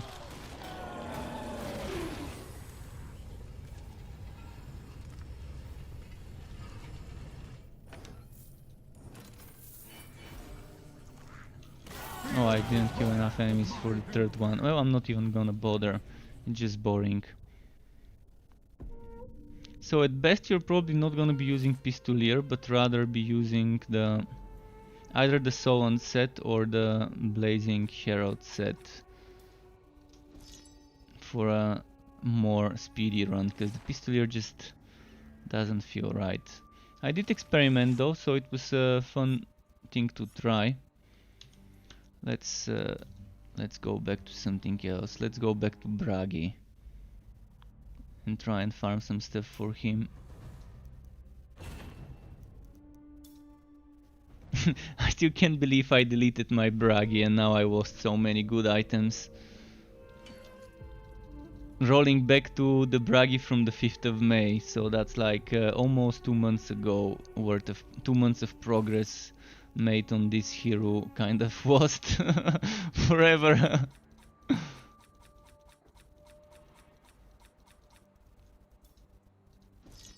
But yeah, games really need to make you type delete if you want to delete your hero.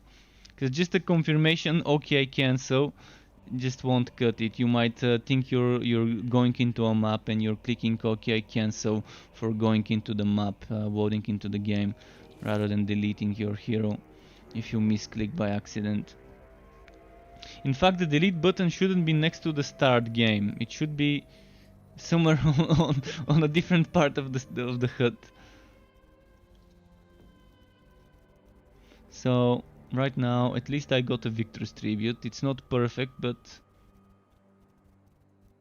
it's not terrible. What difficulty am I on? Chaos 8? Seems like a good one for speed farming on Bragi.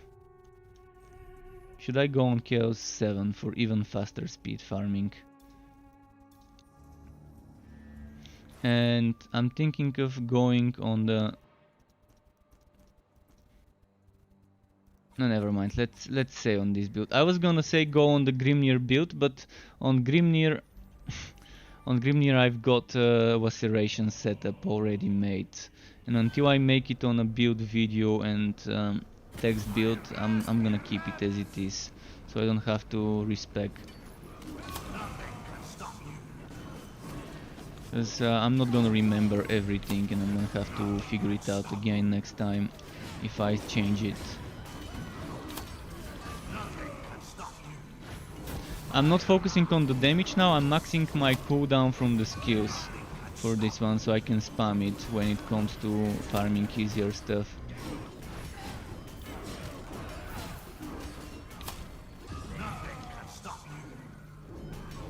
It still does decent damage. For this difficulty you don't need damage, honestly.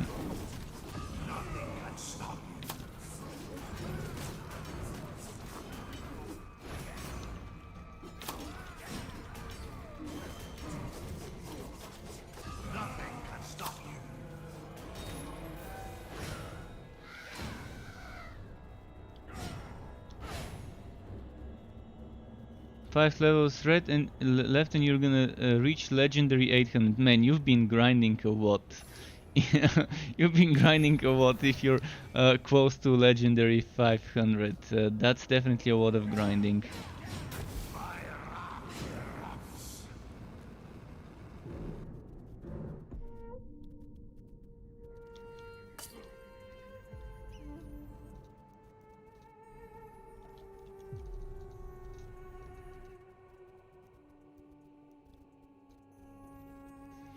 Okay, let's get a little bit more coins. I just want to get a few coins. You want to try to get to 1000. You know, the soft cap right now is 1200. Of course, since the explosions are broken, they can go over 200 points invested. And right now you really do need 1000. 1000 is all you need, because with 1000 you can max out 1, 2, 3, 4, 5 and ignore this one because it's broken. So with 1000 you will have all of those maxed out. And the explosions are broken in two ways. First, you can get more than 100 points into power. It seems to be unlimited how many you can invest there. Second, it just doesn't work. It doesn't proc those explosions at all. For now. Maybe it got fixed. I haven't tested it today, and today when I launched the game it seemed to have downloaded some small update. But I haven't played the game for like 2-3 weeks. So somewhere around that time something might have been slightly patched. Without patch notes. It could have been some very minor hotfix. I could confirm it's not the Forge Blood pistol. The Forge Blood pistol is still broken. So that definitely didn't get patched.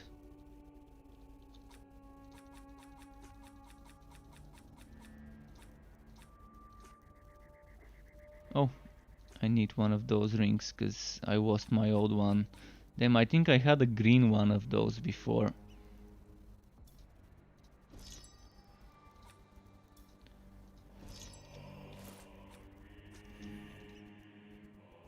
How am I doing with the coins? Only one. Let's get another one maybe.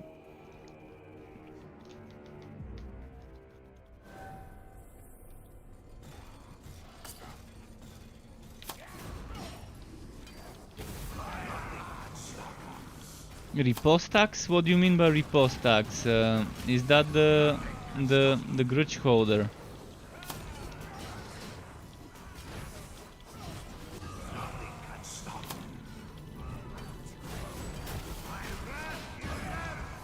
Well, see, I don't have a good tribute either. I only have cooldown reduction. I don't have crit chance, so it's not perfect.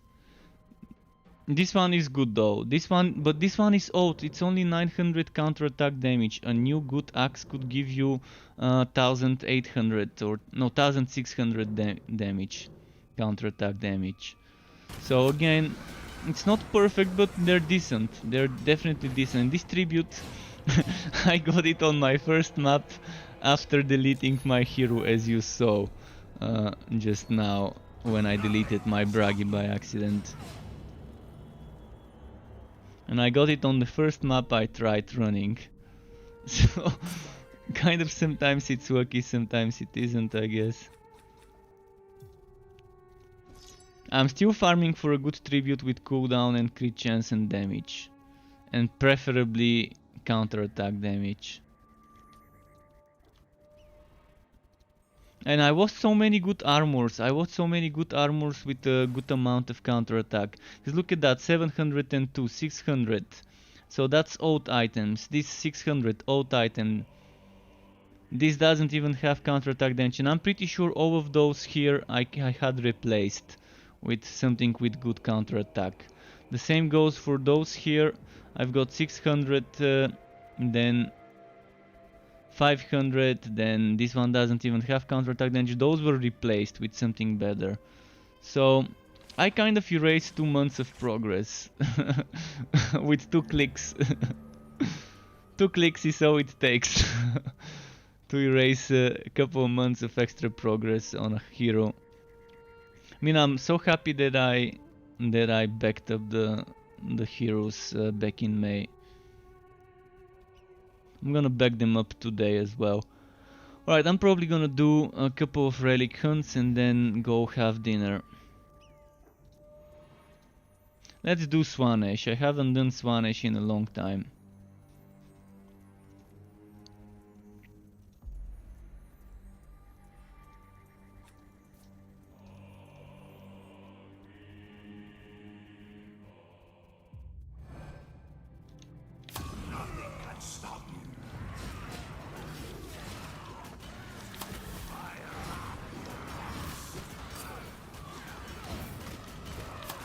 I'm gonna make sure to be killing enough enemies to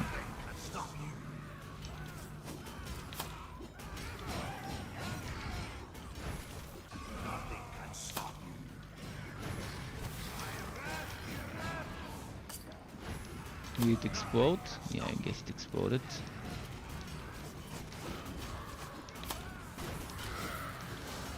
I'm gonna try and kill enough enemies to build up the bar, because on this map it's probably not gonna be enough enemies if I just speedrun it to get all the 3 chests.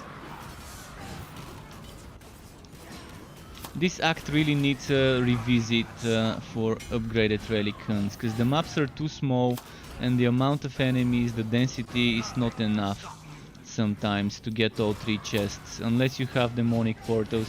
And even with demonic portals, once I just made an experiment to keep waiting for the demonic portal enemies to appear to see how long it would take me to unlock the final 2 chests on a map that didn't have enough enemies to unlock even the second one.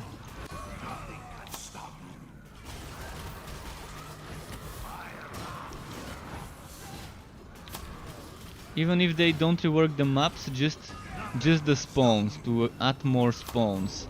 Even if they don't make new map layouts that are bigger and longer, As long as they add more density, it's fine.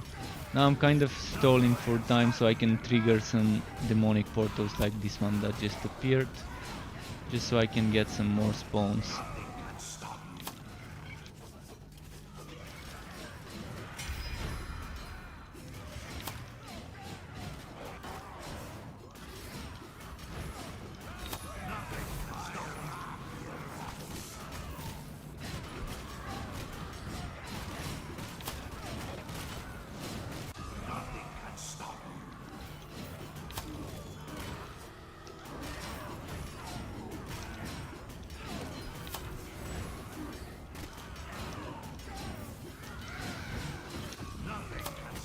Come on, Braggy. The little braggadocious dwarf.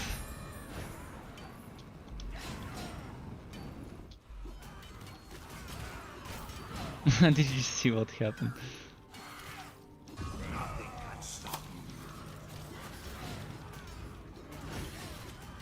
This one seemed to not be the bugged map. The bugged maps are the ones with the outdoors setup in this act that don't have enough enemies. The indoors ones seem to have a decent amount when you're running demonic portals.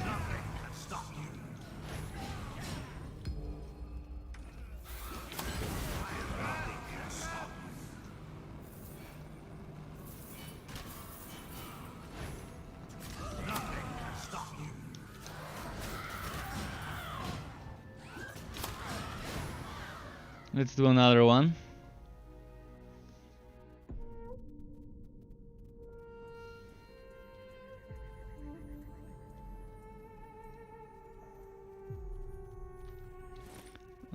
Let's do this.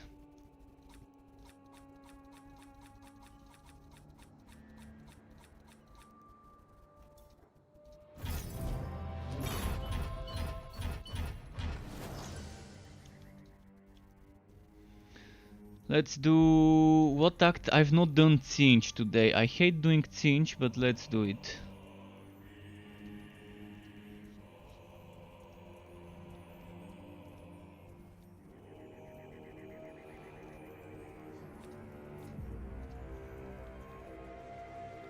Something like this seems okay for this build.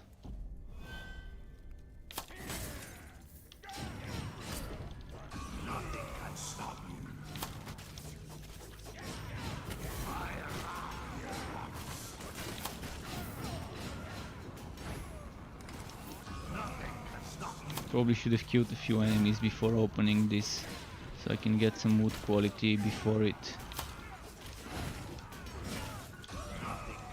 Kind of a waste when you find this big chest this early in the map and you haven't built up the wood quality to at least 6000.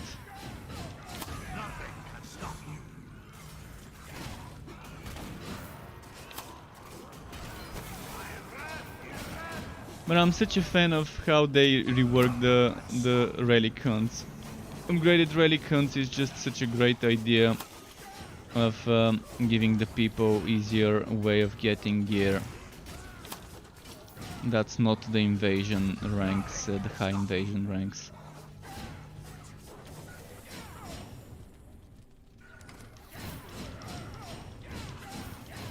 Kind of got stuck for a moment behind that chest.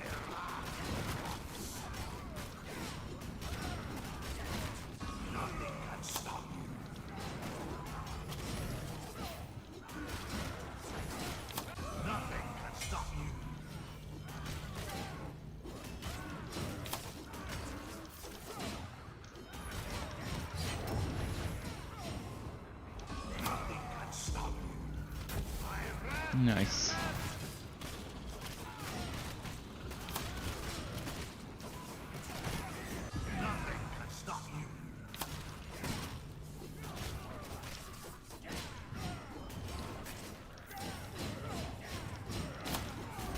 Alright, come on. Build up that wood quality. Probably should not rush too much and stay a bit more in one place.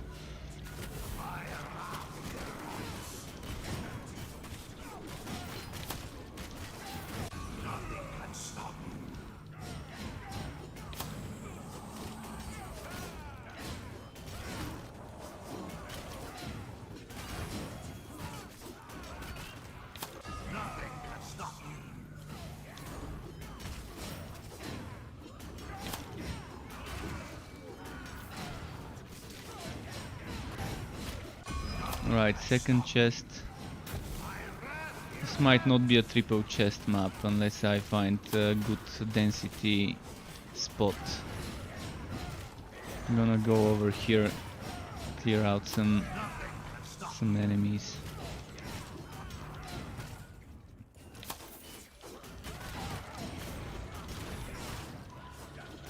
Was the other sorcerer? Oh yeah, it was.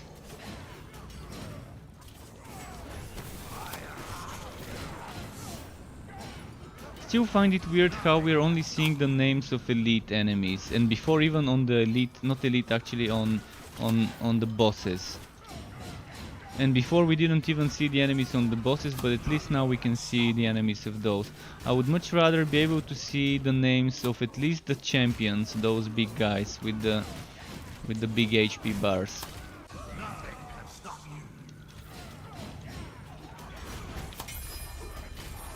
Alright, we're good to go for the boss hunt.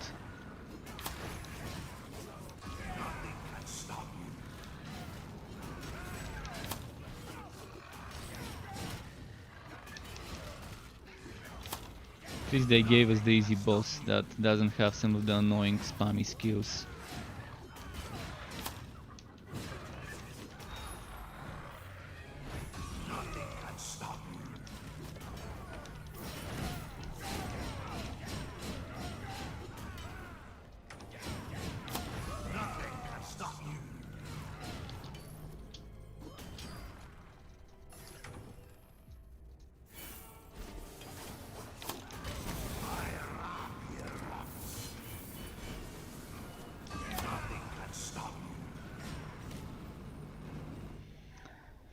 Okay, I think that's it.